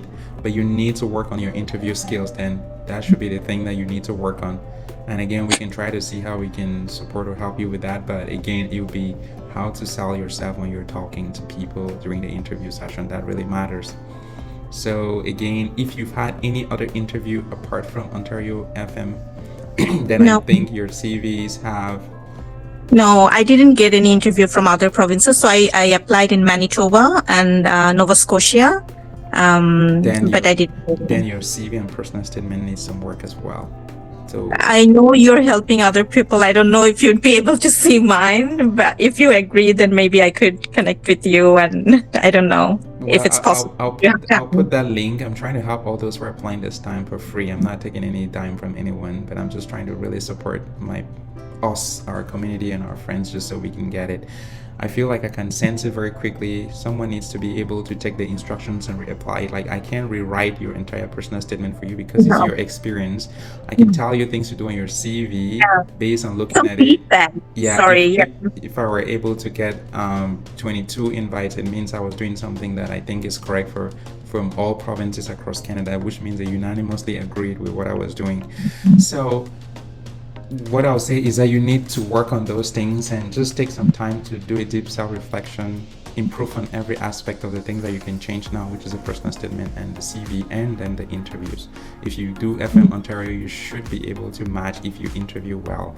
And again, Dr. Nish is here. She's a good example, starting off not really where she wanted to be and then working her way up. So Okay. as well, maybe letters of reference would also be important, so you want to check that out. So there's no fixed thing particularly, but if you're able to be drawn, then it means that that initial filtration you pass, and then the rest of the things you can look. All right. Thank you so much. No worries. Dr. Iman. Yes, thank you. First, I want to congratulate you both, Dr. Crispo and Nisha. I know that you have given a lot of efforts, yourself and your family, everything, and congratulations. You deserve more. And thank you for coming here to present this one. I like your transparency. Honestly, no one is as transparent as you guys. Thank you so much for that. So I have been in a lot of study sessions. Like Dr. Nisha, I'm a mom of 2 kids. I'm gonna take the exams soon. So I like I said that you guys are transparent, because I tried to get as many information as possible, but I found like, I don't know, some are not dependable. Yeah. Because I don't know, some are a kind of scammers. I found more IMGs are more transparent than others. So I want to ask you, starting from QA1 to your interviews, to your applications, what information will you depend on, or have you taken any tutorials? Which organization where you depend? For example, like you said, equivalences. Like the electives you have mentioning, it's just I have 2 years of rotation electives, for example.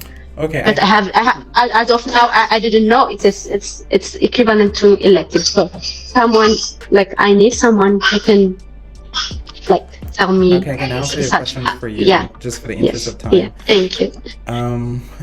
Thank you, first of all, Dr. Imam, for the comments. We're happy to share. I am particularly happy to share and help. I didn't particularly use, so for my entire journey in Canada, I'm a very pragmatic person. I like to get stuff done myself. I'm a very, very intense, serious person.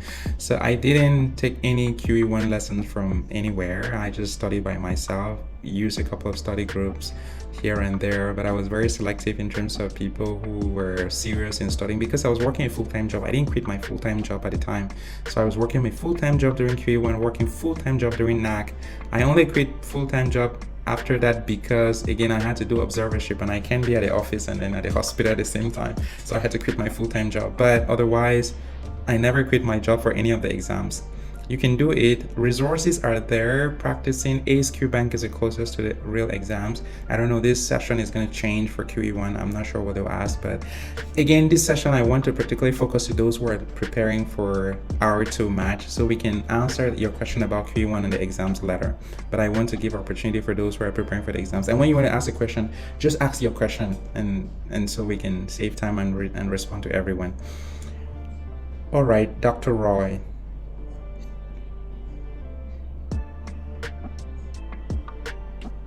Dr. Roy, not available.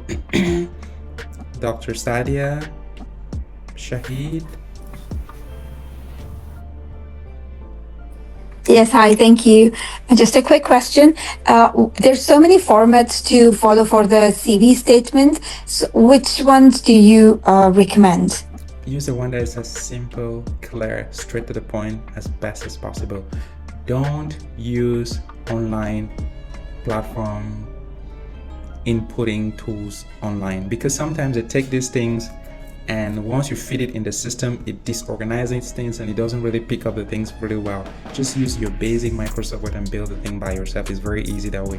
Don't use, I've seen CV with people who are using Canva, they're using some platform online. Don't use those, please. Just make your CV as simple as possible. I showed you how my CV was. That was pretty simple. I just did it with Microsoft Word.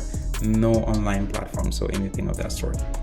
So which one do you prefer, like going from present to behind, or just start from the beginning and then come to the... Usually start with the most recent. Like right now I'm working as an associate physician. That will come on the top of my clinical experience, associate physician, then independent practice back home, like that. If you're a medical student, then if I did residency will come first before MD degree will come under.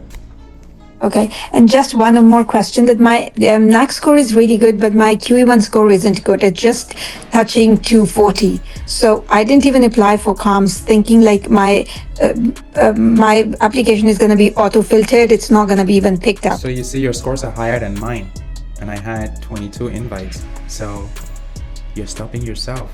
You're stopping yourself. You should apply. So I didn't have super high scores in both exams. It was just okay, and so please apply, okay? Do you think 240 is okay in QE1? I had 242. Okay. Yes. Thank you so much. That's been so helpful. I never actually thought of applying literally, because I thought this is... And I have a friend who matched with 232. Okay. So what is stopping you? I don't, it's always told like, it just auto filters. It doesn't pick up. All is not auto filters. The majority, when you join the town halls, it's not auto filters for all. Just Ontario does that. There was a friend that I was studying with, I was mentoring as well, and we were working together. He had 232. He matched.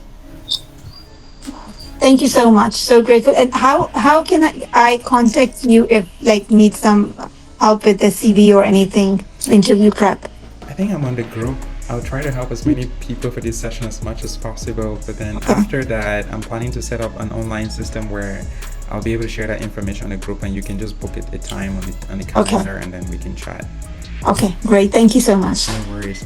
Dr. Name not available. There's a name not available, but that's top on the list. If you're there, if not, Dr. Roy. Yes. Hi. Yeah, can you hear me? Yeah, you can. Okay, so my name is Zen. I'm not sure how to put my name on it. Sorry about that. So I'm working as a clinical assistant for 1 year in Manitoba now. I applied for the match. I got selected in interview for Manitoba and Saskatchewan, but again, did not get matched. So I just had a couple of questions, just a few quick questions. For example, during your interviews, I was told to stay brief. And again, I speak a bit fast, so that might be a factor as well. My interviews, they finished a bit early. Like my Manitoba interview finished 15 minutes earlier, and even when I was giving the multiple interviews in the MMI, they finished like 2 to 3 minutes early. So in terms of your interview for both you and Dr. Nishad, can you tell me did you guys have the same problem, or what kind of an interview schedule was for you guys? Okay. Dr. Nish, you want to go? I'm going to go, and then Dr. Nish can go after. So if you're relaxed, you wouldn't go fast. It's because you're tensed. So always practice your Valsalva maneuver once they are telling you that, okay, we're sending you into that Zoom meeting. practice Valsalva. Push and push and push is going to bring down your heart rate. And once your heart rate is down, you will start talking at a low pace. Naturally, I'm bold, so most of the time I just go in there and I start with a smile. For instance, when I always get in there, that time when everyone is presenting, I'm Dr. This, I'm program director, I'm this, I'm resident. What I said was, oh, and I'm Crespo Diabamo, and I am your candidate for today. So, I see. You see, when I say that, it helps me relax myself, and then it gives them a smile. Because I remember on every interview I said that, all of them smiled. They were like, wow, okay, it's nice to meet you. They smile, I smile, we all relax, and then I get the ball rolling. Dr. Yeah. For my Manitoba interview, when I entered, they told me introduce, and I gave all my tell me about yourself. And they were like, okay, you answered the first half of the first question. And I was like, oh, okay, but I had to continue because I knew this is the chance, right? This is the only chance that I am having. And I made sure that this did not affect me to continue my further answering of the questions. You know, I took my time, I shared everything, whatever I wanted to talk. So yeah, Manitoba people, they are a bit different. And I see there's one more question. What is different between? Oh, sorry. Go ahead. Yeah. What's you can. Oh yeah. Actually, I had a few questions. So in terms of you applied to Ontario programs, and I think there is a requirement of adding an addendum if there is any gaps. Did you need to do that, because it is a little vague in terms of whether you should only add an addendum if there was any failure during the mid-school period, or because you had a gap after that? Did you attach that? Because I did not quite get any call from Ontario. I just want to make sure that it's not something that I'm missing up in the application area. Right. Ontario is a little bit of a mystery in terms of what filter they use this year. But for sure, the filters that they use are pretty standardized. There are things like scores. Sometimes some people say they use year of graduation. Sometimes people say, for sure, they use if your file is complete, like you've put in all the information as they wanted. So this filtration is done by the computer. It's not done by humans. So when you look at CaRMS and the different pieces of documentation that they request, it's for sure mostly scores, maybe year of graduation, maybe clinical experience or recency, something like that. No one really knows, and that's what I've always been saying in the groups, that let's work hard, get in the system, sit on those tables and get this information firsthand, because no one really can tell what filters they use in Ontario for family. But for the personal letter, did you write an addendum in the personal letter or no? I just want to confirm that. Okay. If you have a gap and you are not doing anything and you cannot account for that gap, maybe the gap is usually a disease, a pregnancy and a delivery, things that you did that had nothing to do with clinical. If you were doing research in a research lab, that is not a gap. That is part of the training. So don't say you had a gap because you're doing research. Okay, I see. And also in terms of interviews, I did a few things as well. I just want to confirm whether any of you guys did it.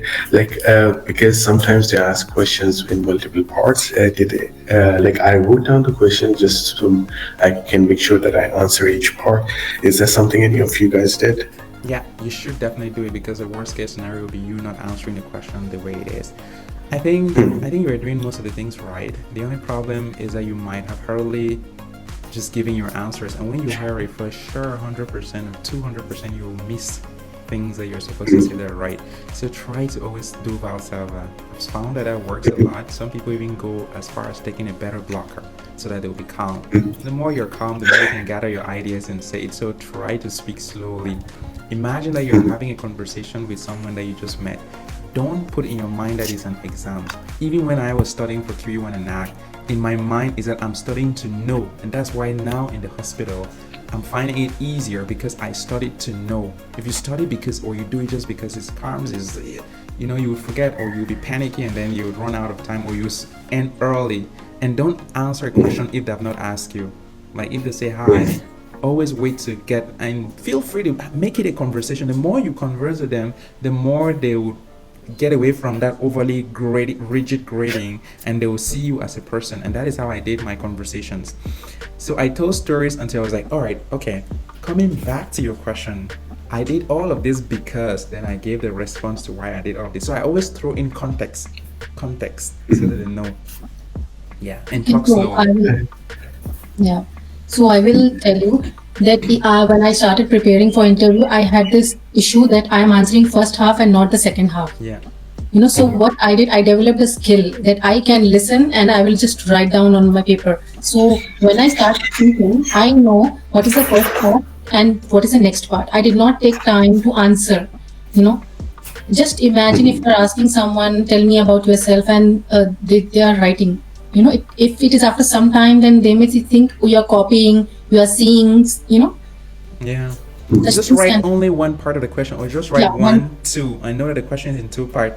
Myself, you might use one or two words. Myself and why. For instance, why this program? They will ask you, tell us about yourself and why you've chosen this program and why you think you will be a good fit. You say 1, 2, 3. Myself, why, program, why, me.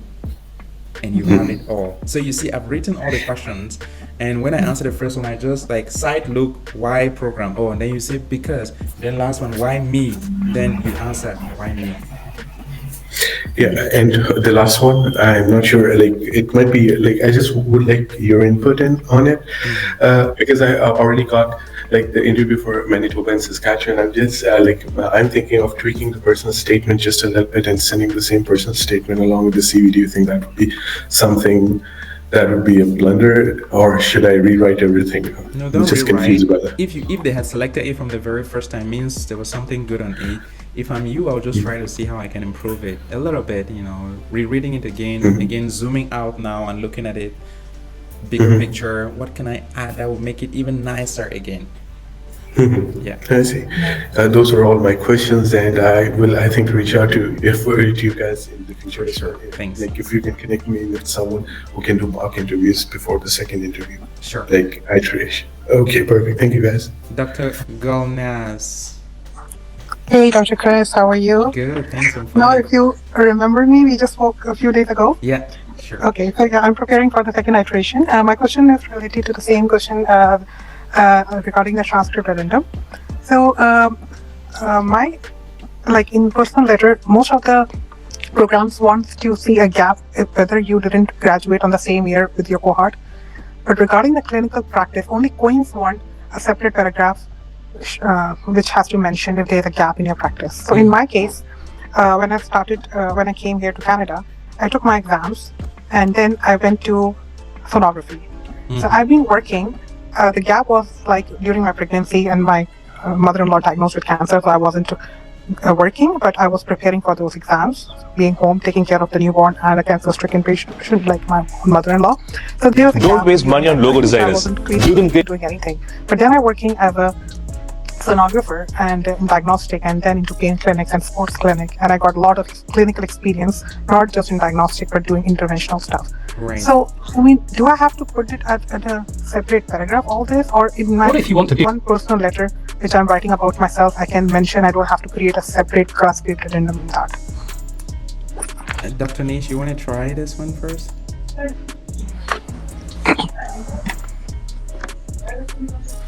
So to answer this question, I will say that we have to see your personal statement, because personal statement should be like your story. Okay. Yeah. So just send me and I will try to read it, because I see that if it is something important and you learned like from the sonography experience that you're telling, you're saying that you gained so much of experience, right?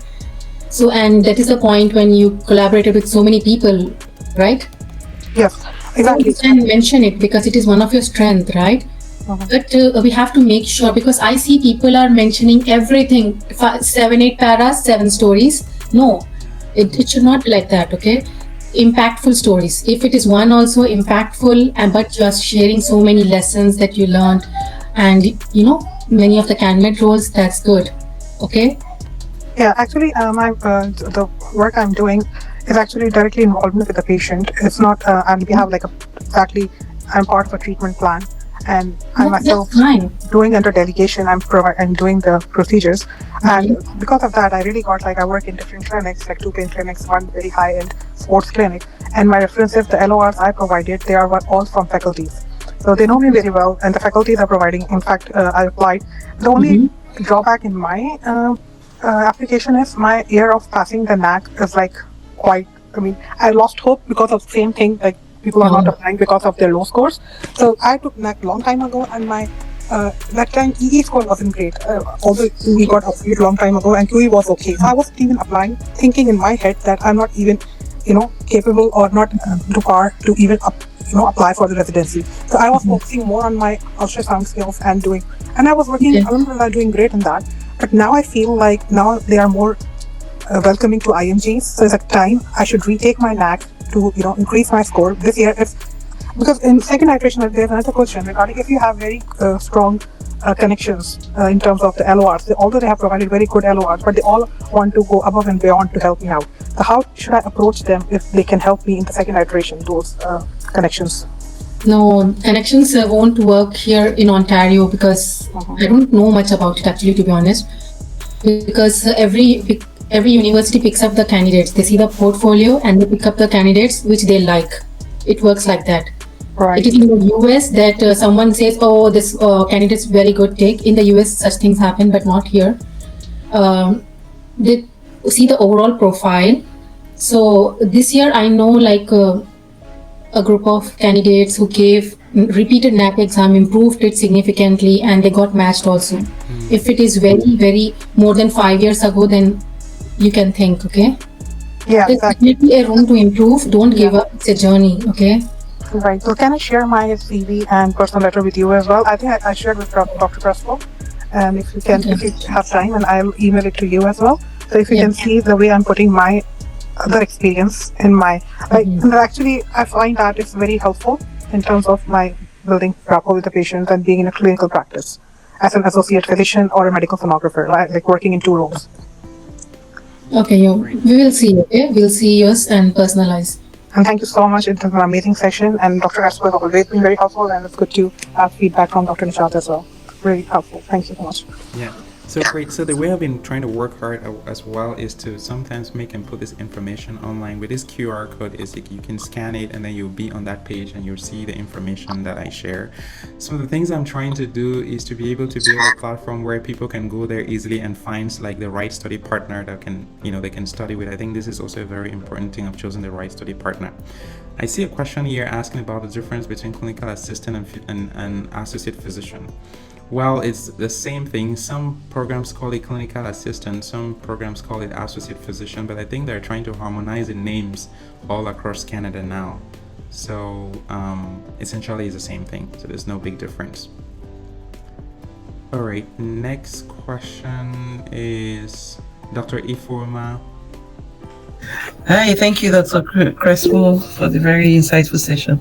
I joined maybe like 20 or 30 minutes after you started, so I missed the initial part. I don't know if you shared the whole structure of your CV or it was just the beginning part. I did share I didn't share the entire CV itself. I just took screenshots of my CV and then I shared the part, the intro, how the opening was on my clinical part. I didn't share the other aspects. Yeah, but there are things that I could show you how I did it. If you could, can you show it again, or do you have the CV to show the parts? I'm not sure I have my CV then. Okay.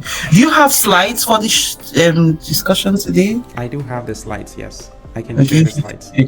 Please, if you could, I'd be grateful for parts I missed. And then, what was the other question? There was one, same stuff like, don't worry, I'll look for you and ask you that. Maybe your question.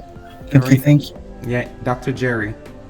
Sorry. Okay. So, hi, Dr. Crespo. Thank you so much for this presentation. It was really insightful. Sorry, this is a female speaking. I was on the line, and I kind of shut down my laptop and joined my husband's phone. Yeah. So, just a very quick question. So I have 2 questions in particular. For me, I would say there's one thing that's in common between you and Dr. Nish.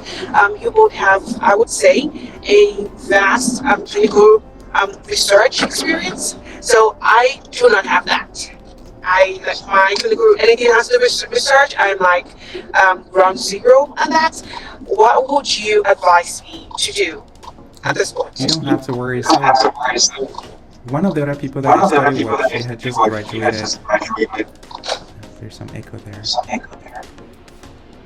Dr. Jerry, just mute yourself. Okay. All right.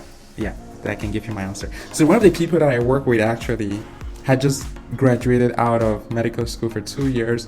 They didn't do anything significant. They didn't even work because they were in the journey of coming to Canada. So they worked in their home country for about, I think, 14 months, moved to Canada, and you know how when you move here, it is complicated. They had nothing really.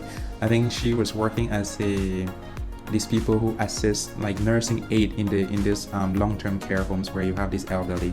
But again, she was able to put that story together. We worked together and she matched in McGill.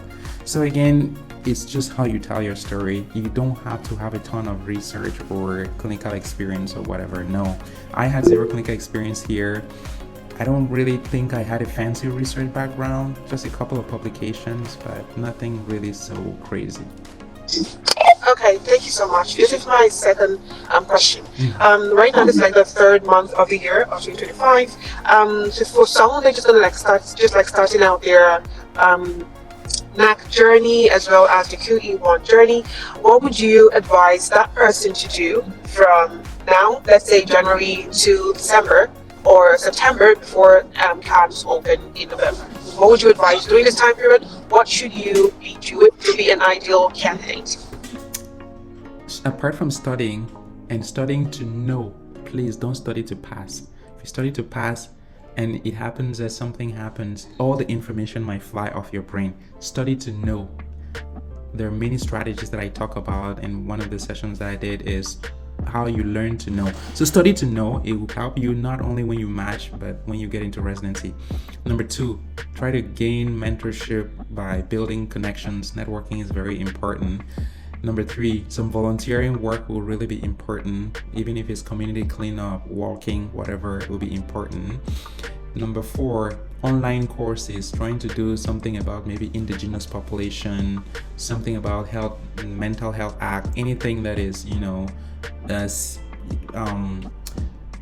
education that would help you sideline with your medical education will really be important. So these are all different things that you would do, and if there is possibility that you can join any research group, anyone doing some research or anything, you can put it. So for those of you who are on the call and who might be matching next year, I am planning to start with my friends in the US. We're planning to start doing a systematic review and a meta-analysis in some topics. I can add you on those research so that at least if it gets published before you apply, you have at least an article that your name is on. But again, I need people who are serious because I'm a very serious person. So I can do that. I would love to be a part of that. I would just drop my email or just look for you on LinkedIn, and that would be great. Thank you. Yeah, thank you so much. Because if you have one publication and better analysis, it'll really be good. Yeah. All right. All right, Dr. Chiomaka.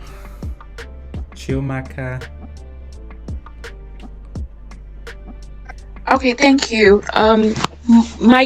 My question is similar to what the last person just talked about, because I know that Nishad was talking about that she was working on her research. So I wanted to ask what research she was really doing, or how she was able to work on the research in Ontario while she was waiting. So I want to just know how to do that apart from the one you just about. So I just want to know about all the opportunities if one wants to really participate in research. Thank you. Yeah, so I was part of systemic reviews. There were a group of 5-6 people who were working on research articles, making systemic reviews. So I think I was a part of 3, but out of that we were working on it, but at the end it did not get submitted. It did not go to that stage.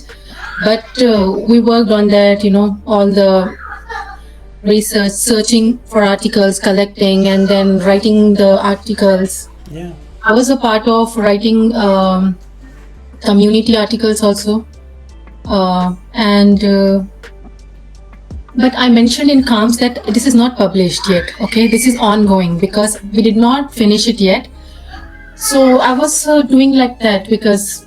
Yeah, it helps. It actually helps. So if you can take part in any paper, just even one single day, put it on your CaRMS application. It helps. It really shows that, remember on CanMed rules, that scholarly activity, that is where it's gonna really help you, and so you should put it. All right. Yeah, I have many things. Yeah. Yeah. Well, I was also part of a report case, and I also did a book along with a group of doctors in UK, a book on COVID at the time of outbreak. So something here and there, Yeah, just get involved as much as you can. So we'll be doing the systematic reviews. I think we'll be doing a couple of them, and we're looking at doing it and publishing it, and we're looking at really doing thorough work that we can publish in like really good journals. And if you have an article that's in a good journal, then you can stand a chance of actually matching in internal medicine that are a little more competitive. But again, it's just getting to do it. Dr. Anuja. One thing I would like to say, just a second, that family medicine doesn't require research. Yeah. My background was IM actually, so that is the reason I was doing research. For IM, research should be there, but for family medicine, they are not looking for research. Yeah, just to clarify. Great, Dr. Anuja, carry on. Hi, thank you so much, Dr. Crispo and Nishad. I'm very mindful of the time, sorry. Just 2 questions. I am redoing, this is my second cycle, and I'm redoing in the second iteration. I did get a couple of interviews. For me, I think I have to improve both my interviews and CV. My question is regarding CaRMS profile. You said about CV being very concise. Did you make the other thing also very concise? For example, the licensure part, they have 4,000 words, for example. So no one reads all of that thing. That's what Dr. Roy told me. Like, they read it, but the moment it's lengthy, no. Even personal statement, she said 1.25 page, even for those programs that are asking you 700 or 900 words.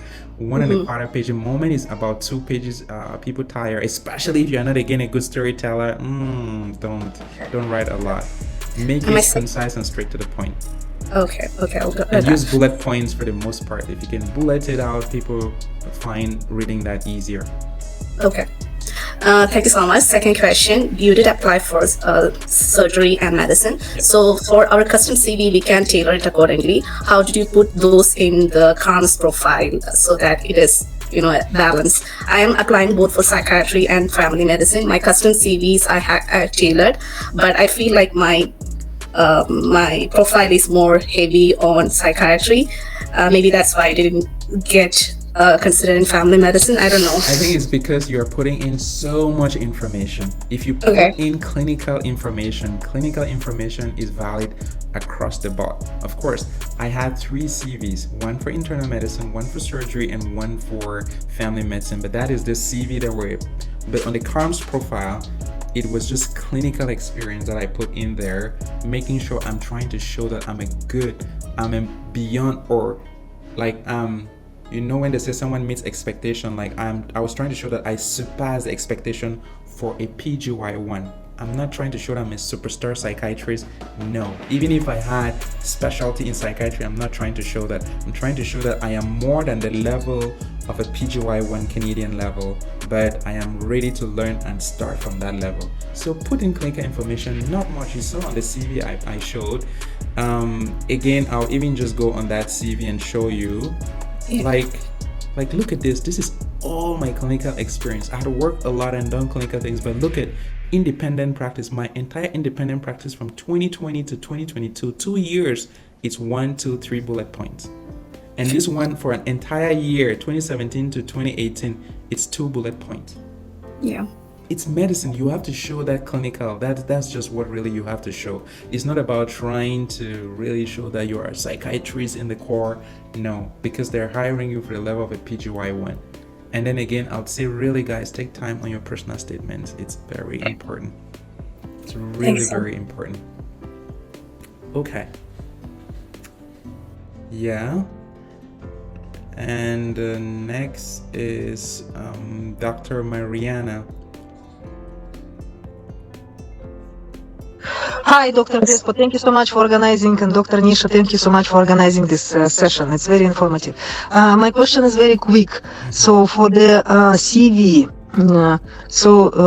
I was thinking like to start with highlights, and after that my clinical experience, my education, my independent clinical experience, and later on like my residency practice, my internship, my Canadian experience, and at the end I was looking to put like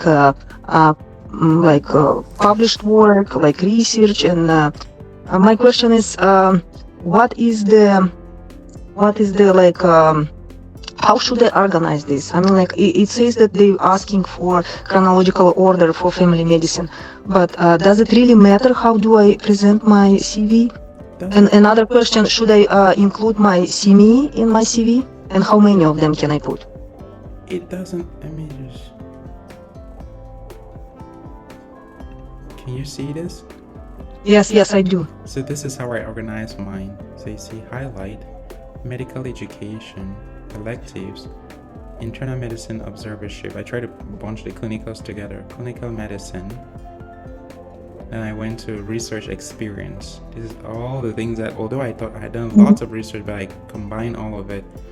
You see, from 2022 to 2024, I put 2 years of work into 1, 2, 3, 4 lines. You know, you don't have to tell so much story. Look at some work that I've been doing clinically from 2017 to present. That was about 80 years. I put it into 2 lines because you have to be concise. Then postgraduate internship, I put it here. Then teaching experience. Then I went to professional membership. So you're seeing how my CV was organized, right? Look at how this one is lined up. Imagine you take this CV just to look at it. It looks good just for you to look at it. You see that it is not so long. It's straight to the point. It's clear. It's not very spaced out as I see some people trying to overly space. It's not also choked. And I just wrote this like that. Relevant training, my publications. I wrote it down like that. And how many pages do you have? 4. 4. This is it. 4. This is the last page. Just 4 pages. And these 4 pages was able to get me 22 invites. So again, you don't have to be super long, even if you've done things. And these are my conferences. Maybe these were even the things that were making it long. I wanted to cut down on some of them. And then my awards and distinctions and scholarship, I bunch all of these things together that are very similar. Volunteer community services. You see, basic things, not so much like international train, ITPO volunteering, Calgary Lougheed door knocking, community clean-up campaigns. I volunteered to share pancakes. I tried to say how many I shared. Just all of these simple things, you know. Then leadership. So you do not recommend to describe the volunteer what you've done? No, just name it. Name it. If you try to describe all things, it makes it so long. So this is my CV that I use to apply. And the other ones, this is for family medicine. This is for internal medicine. The family medicine ones were just the same thing. Surgery, same thing. Nothing so much changed. Okay, thank you so much. So do not include all these things in the CV. We can include them in the application. You can include in the applications, yeah. So this was all about my CV. I ended up with languages, music, and hobbies. And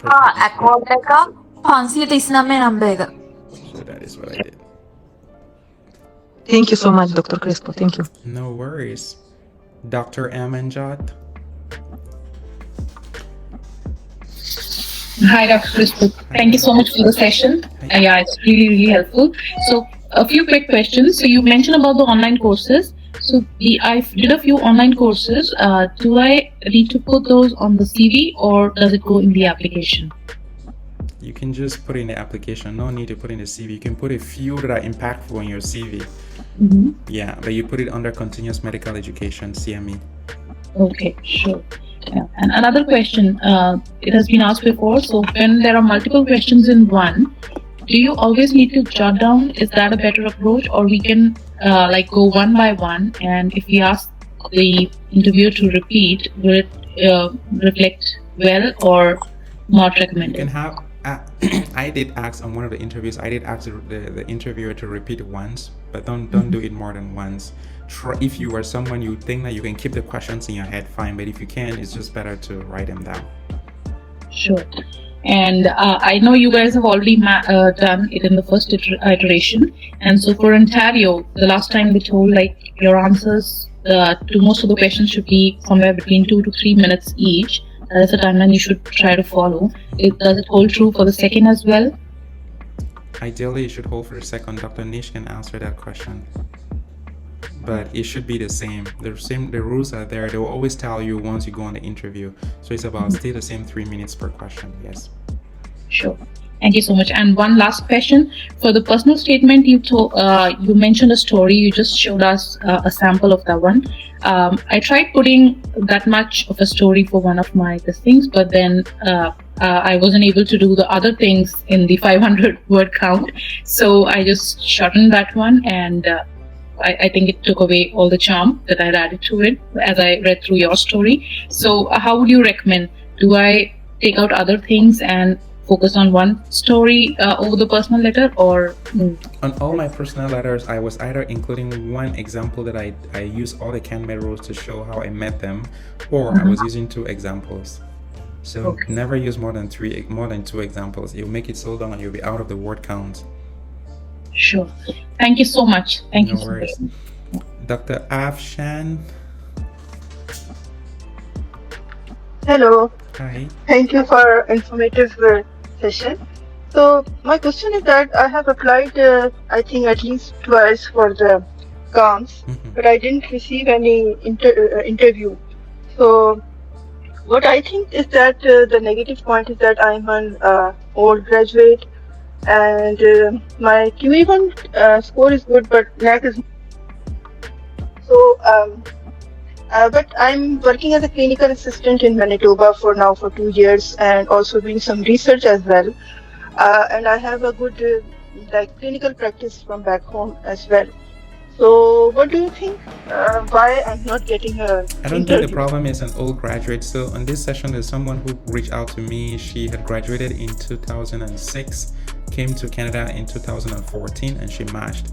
So I don't think it's about old graduate. I think there's something that you need to fix on your personal statements on your CV, because those are the only things that you can change now. I don't think that your scores, as long as one of them is really good, as you say, that's fine. I think what you need to work on too are your interview skills. Have you gotten interviews before? I only got one interview from MLP IMG, but I didn't get the second one. So we need to, so which means that your CVs and your personal statements need work. For someone who is getting interviews, offers, but not acing the interview, it means that their CVs and documents look kind of fine, but the way they then show up and speak about it is a problem. For someone who is not getting at all, it means that we need to work on your personal statement and CV and make it good, so much that you are selected. And then once you go, then you do the interview part, because this thing is really two phases. Passing first of all the selection phase, and then passing the interview. Okay. So we can. So do you think So do you think the bad score in NAC it matters? That's why I'm not. I don't think your scores have anything to do with it. I think it's the way you are presenting the package which is poor. So we need to work on how you presented your personal statements, your CV, and your CaRMS application online. You need to work on that. So old graduate versus recency doesn't really matter much for most programs, especially in Nova Scotia. Sometimes one new graduates and Ottawa, but apart from them, other provinces will naturally accept the candidate based on what they have in front of them. Okay. So does it matter that I took my NAC 5-6 years ago, and so does it matter? It doesn't really matter as long as you had a good score. But if you're looking at repeating, it's a good thing for you to repeat. But again, the years, they always put on the program description when you took the NAC. So the year of taking the NAC. So they'll always tell you when their cutoff year is. So be it old, as long as it is still within the requirements. And this country is very fair, to be honest, in the way they do the thing. They try to be as fair as possible. There's always some little bias, but again, if it's not out of the range that the CaRMS will not accept it, you don't need to worry about that. I would say work on the packaging. Okay. All right, Dr. Sadia from Toronto. Okay, thank you. No worries. Dr. Sadia. Yeah, I talked to you yesterday and I have this question. Yeah. So I just heard what you said about even if NAC is old, we can still apply as an old graduate. Yeah. But without recency, do you think at this point, I'm waiting for the SOAP, so should I take part in the second iteration with no recency, but everything else I have? I think you can take part in everything, yeah. Just make sure the package is really good. I think you can do second iteration, there'll be no problem with that. Like, what will be recency? You have to go back to home country and come back. As long as there's no filtration and it's not Ontario, then you're good. Okay, and I have to check my NAC the year with the on each program. Usually the programs will tell you the cutoff for NAC for the year, so just check Okay, that. As long as it's within the years that are accepted, you don't have to change it. Except you're trying to work to improve the score, which again, that is a different thing. All right. Okay. Dr. Noman. If someone has answered, just lower your hand so that I know. Dr. Noman, not available. Dr. Kohan. Mariana. All right, Dr. Okay, I see hands are lower there. Dr. Nabiha.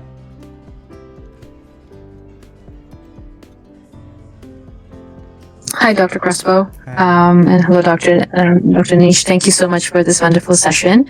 I just had a small request. I know that you're accommodating a lot of applicants and your colleagues who have applied and who have reached out to you. For a lot of us who are on the call and are really finding this very helpful, how can they contact you in terms of getting in the lineup or to get a feedback on their CV or interview prep? That's all. I just put for my question. in the chat. You can send me stuff through the email. Yeah. Okay, awesome. Thank you so much. No problem. Dr. Roy, is that Dr. Priyanka? Is she there? All right. It seems like Dr. Zahir is not here as well. Dr. Noman. Yeah, hi. All right. Yeah, hi. First of all, thank you and congratulations, both of you, for getting matched. Thank you. So I have, the same common question I think a couple of people ask, that I'm getting interview, but I'm not matched. So that's the thing. What I have to improve We need to work on your interview. I don't know. I'll try to see if I can have a session with you just to know how you're talking, and I can tell you, based on my little experience, what I think you should ameliorate. But overall, fluency is really important. These people really look at fluency and how you would handle patients, and also your confidence. And then in the things that you say, they look for someone who is humble, ready to learn, coachable, adaptable, all these different things. Then they don't look at. But if you're getting invites and not matching, then your interviewing skills are not the best, and so that will be an area that I will encourage you to work on. And you don't need to pay fancy people or all of that. You just need to do it. You can even do it by yourself. I practice with very few people. No one ever reviewed any of my stuff. I mean, I gave my CVs to just 2 CMGs to review it, but that was about all, and I gave them just one. So I gave one internal medicine and then the other one surgery. No one looked at my family medicine resume. But anyway, I'd gotten those 2 feedbacks and I just incorporated, because I just wanted to put my own touch inside. Personally, it's just a personal thing, but just do a deep self-reflection. Ask yourself why, and then you find an answer somewhere. All right. Okay, one more question I have is, because I have some experience working as a family doctor and a GP before moving here. So, of course, that reflects into my personal statement and my CV as well. Yes. And also when I'm giving interview. So, is it a good thing that I'm mentioning I have this much experience working as a family doctor during interview, or no? Show that you are at the level of a PGY1 and ready to learn. I would say, so this is how I usually present to myself. It's like, oh, my story started really early on with a very sick patient that I was caring for, and I just started looking up online. This pushed me. I studied, got into medical school. Then throughout my medical school, I really worked hard, got the President's Academic Excellence Scholarship, and then I graduated, and then I started working as a GP. As a GP, my desire to become a family physician even deepened, because I saw sick patients, I saw this and that, and you give a good example of a case that was, a little bit challenging, and how you dealt with it, what you learned from it, and then say how that experience is going to be what you want to look for to residency, sharpening your learning skills, getting to know your patients. So just telling that story around the clock like that is good. Thank you. Yeah. All right. Any more questions? Can I ask a question? Yes. So you have issued your CV, your certified CV as well as the CaRMS application, and personal statement 3 documents. Sorry, there was just echo. I didn't hear that. Sorry, there was just echo. I didn't hear that. Can you repeat the question? So what document should we send for review in the email? The CaRMS application? No, not CaRMS application. Just I cannot do your CaRMS application just by looking at it like that. So the things that I'll be doing will be personal statements and CVs. And I'm not just going to take it, read it, and send it back to you. No, I'm going to organize a session where we come online for 40 minutes because I'm not going to rewrite your stuff because I don't know it that well. I want to talk with you and know your reasoning and why you're putting that, and then we can adjust it together. That's how I'm going to do it. You're not going to send me things, I read it and send it back to you. For CV, I can make comments, yeah, but for personal statements, I can't make a comment because, again, I can read it and just tell you something overall, but if I really want to make it well, I have to chat with you and then we can adjust it together. Right, thank you. Yes, more questions? There are some questions in the chat box. Oh my gosh, I did miss that.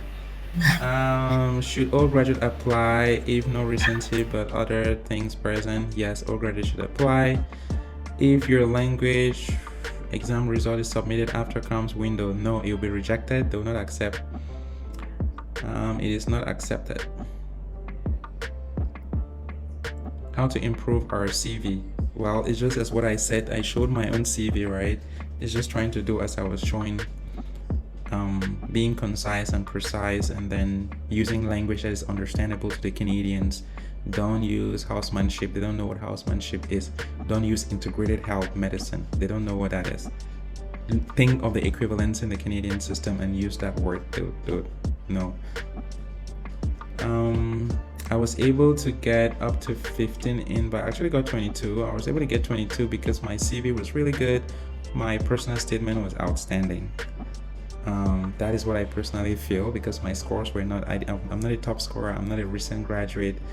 And then during my interviews, I really believe that even if I should have put what the first, I should have matched there because I tried my best, tried my very best. Well, I can't really say this because I'm not sure, right? But anyway, I put IM Calgary and that is where I got matched. So I can't tell for the other ones, but I did my best. And I know that I try to tell stories really well. I'm not sure I'm an excellent storyteller, but I know for sure that I'm somehow good at storytelling. Again, all of this thing is storytelling.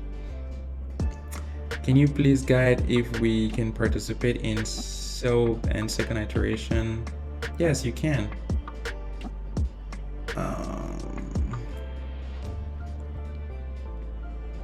Yeah, I think some people are even answering. Some programs accept unsolicited letters of recommendation. Unsolicited letters of recommendation, don't think about that.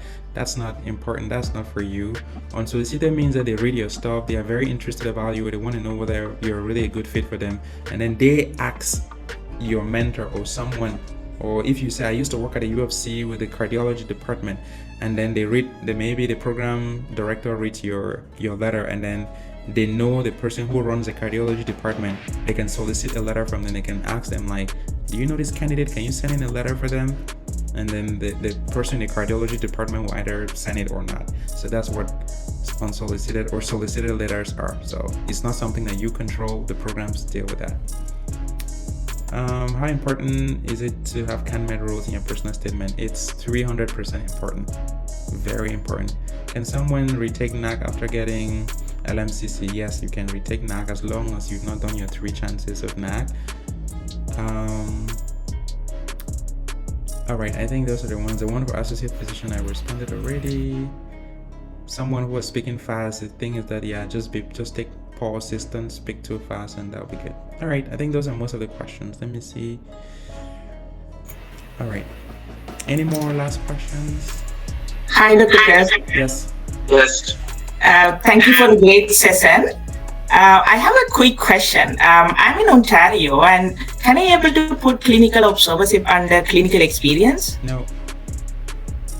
Observership is different from clinical experience because with observerships, technically you're not supposed to touch the patient. You're supposed to shadow.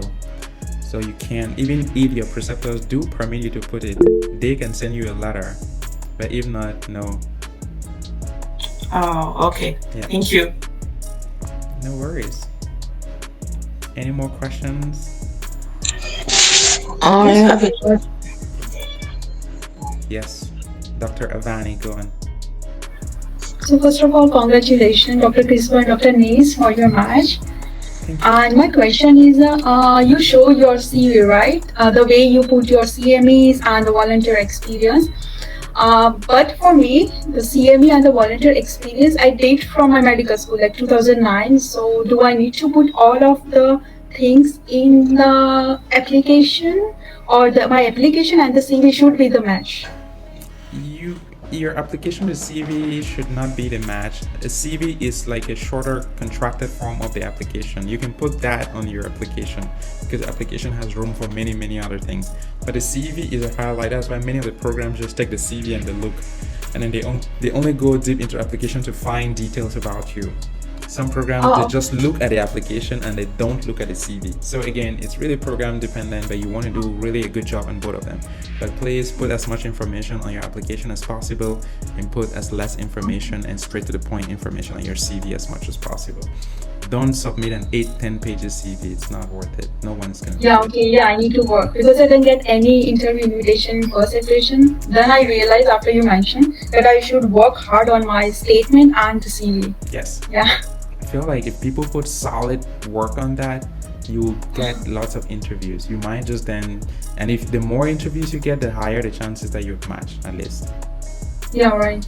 Yeah. Thank you so much. No worries. Yeah. Any questions? Anyone can come in any order now. Hi, I just want to ask you our last question as well earlier as well. Yeah. One thing I just want to clarify regarding when I'm putting my 2 roles in CV as an associate physician and a medical sonographer, and when I'm putting in my recency of clinical practice. So should I be putting it in my clinical practice recency because I am seeing patients doing procedures, or cannot be counted in that? If you're doing procedures in the name of a sonographer, that you can put it under your clinical experience. So the way I'll do it, I'll just put like clinical, like you see how I did put it on my CV here. Let me share this again. Like you see how I did put it here on my CV. So I put the big topic, clinical experience. Then here you can write associate physician as well. Another topic here, instead of independent practice, you can write clinical sonographer something. And then under here you can write independent general practitioner, independent whatever that you did. And then you just put, but be concise. Don't put many things that you do. Be specific. Let what you put here not be the same thing you put here. It do not be the same thing you put here. So just put a big topic, clinical experience. And then the dates will show them that you're recent or not. And you see how this is how I did it. This was independent practice. This was associate physician job. If I were doing something like placing pacemakers and I was examining the patients and doing it within the confine of my permit, then I'll put it here too. Right. So it's regarding the specific question on CaRMS application. When was your last clinical practice? When was your last clinical practice? You have to put the one.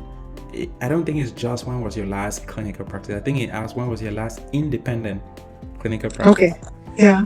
And if it's the last independent clinical practice, then you must put the last one where you were independent, not the sonographer, not even associate physician, because associate physician were not independent. We work under preceptors, so that is not independent. And so I don't put it as independent. If you're on the CaRMS application itself, you have to put independent when you were really working alone, taking all the decisions alone, and that should be in your back home. But yeah. Okay, thank you so much. Any more questions? Yes, I have a question. Congratulations to both of you. So I put the question already in the chat. So if I heard you correctly, your last practice was in 2018. Yeah. And you are currently working as an associate physician. My last independent practice, yes.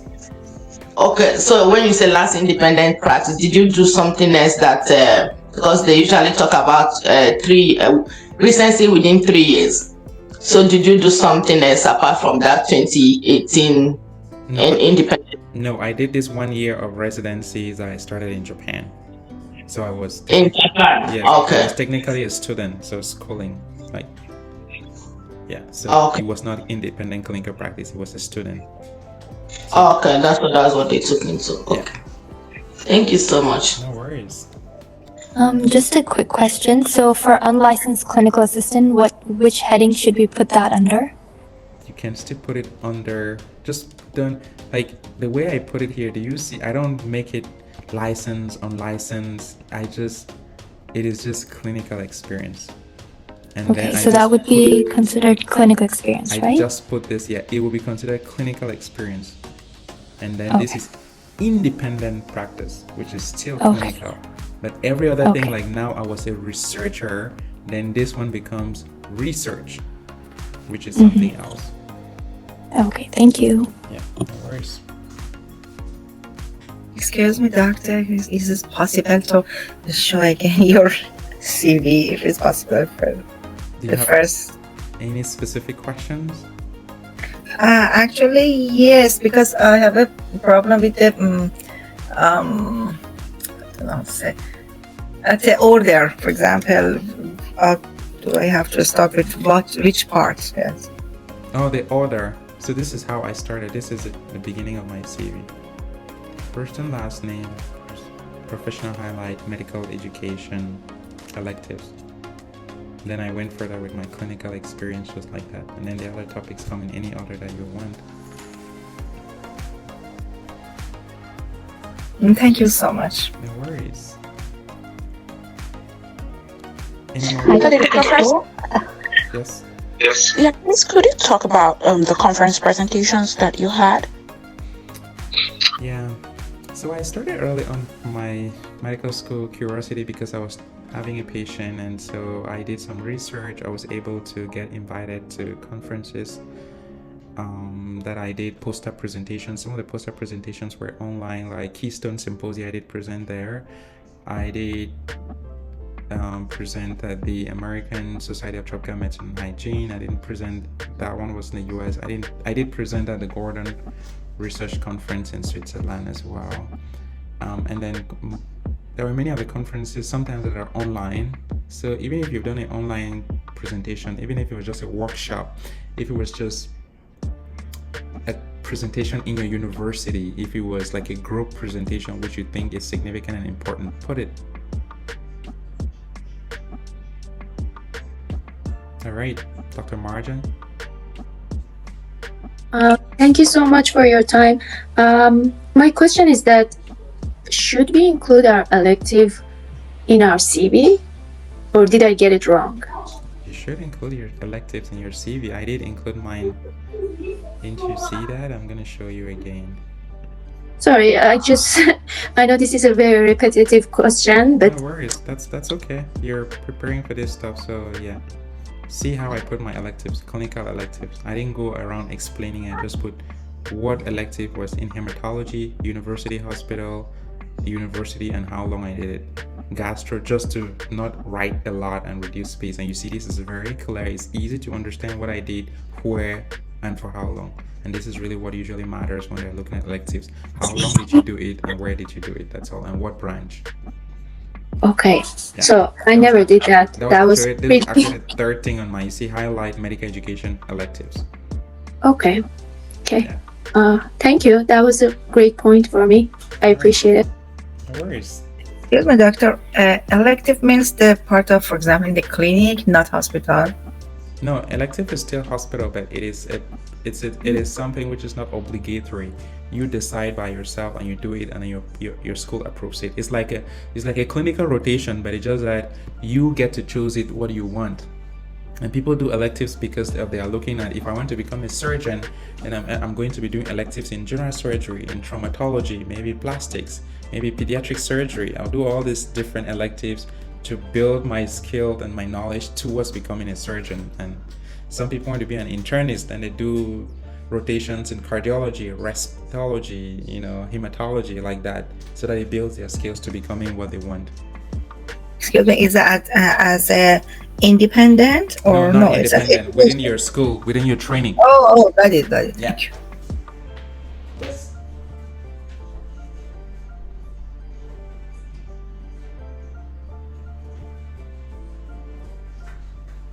Yeah, any more questions? Just want Yes, one last question, please, Dr. Crespo.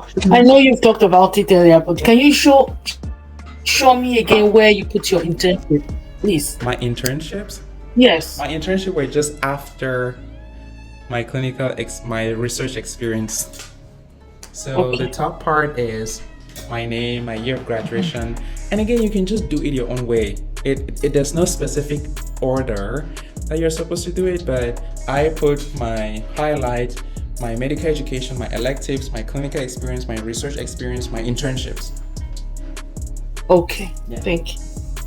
Okay, thank you very much, Dr. Crespo, for this session. Please, I don't know if you can hear me.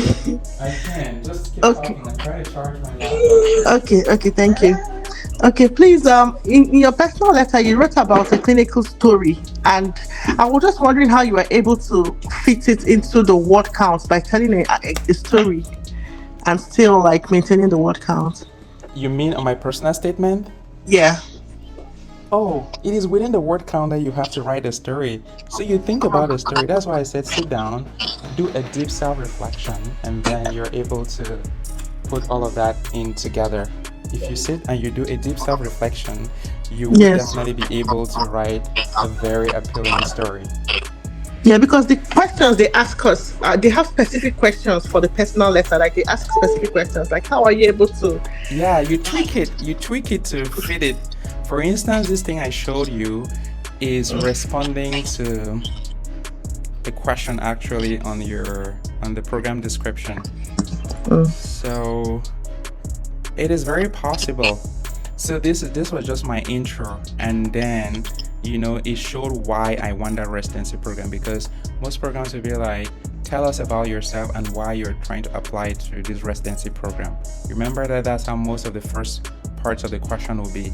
Like, tell us who you are and why you have come to apply to our program. And then I didn't put the rest of it, but the rest was about that specific program, why I'm choosing that specific, say, why I'm choosing University of Alberta internal medicine. Then I'll write it and I'll still tell it in the form of a story. So this question came in Calgary. They were like, why Calgary? I said, when I answered the question, I gave this first one. The second part is like, when I moved to Calgary, the landscape was the first thing that drew me there. I talked about Banff and Jasper and how it is really mind-blowing and how I like hiking, and that's what drew me to the province. And then specifically the fact that the program itself is very rich in POCUs. They support resident wellness is a big thing, and I think it's really important. And so after I stress at work, I can go to Banff and Jasper, relax and chill, and then come back and I'll be in the best shape to help my patients. And I tell it like a story, and I say what I did, because when I went there, this is what happened, and so this is why I like the place. Again, you can always tweak everything to make it in the storytelling. Actually, this is exactly responding to the first two questions on that CaRMS website, where they were asking, tell us about yourself, or tell us about your clinical experience and why you have come to choose to apply to our program. So you see that all of this thing that I'm saying about this woman and this rash, this is a clinical experience. And then I'm talking about what I learned through it, which is I learned how to take history and how history taking is really important. You see how I'm bringing it down to the level of a PGY1? Yeah. I bring it down to the level, even if I'm a specialist in surgery and I can do open heart surgery, and now I'm trying to get in here, you are entering as a PGY1, not as an open heart surgeon or an internist from your home country. No. So bring it down to that level. And that's why you see I bring it down to say how taking a thorough history, doing a precision in physical exam, bring it down to PGY1, and that is what they want to see. Okay, thank you so much. All right. Any more questions before we go? All right, I see there's no more questions, and we've done a lot of time. So thank you guys so much for the time. I'll compile the video, and then I'll be able to put it online for us to watch. I'll just share the links in the group, and so anyone can watch. Thank you so much. All right. God bless you. All right, guys. Thank you Thanks. so much. Bye-bye. Thank you so much. Thank you, Dr. Crespo. You're amazing. No worries. Thank you. Appreciate it. Thank Dr. Nish as well so much for supporting and for giving her feedback. It was really valuable. Thank you, Dr. Nish. And thanks everyone for joining. Just reach out anytime you need some support, and we can help as much as we can.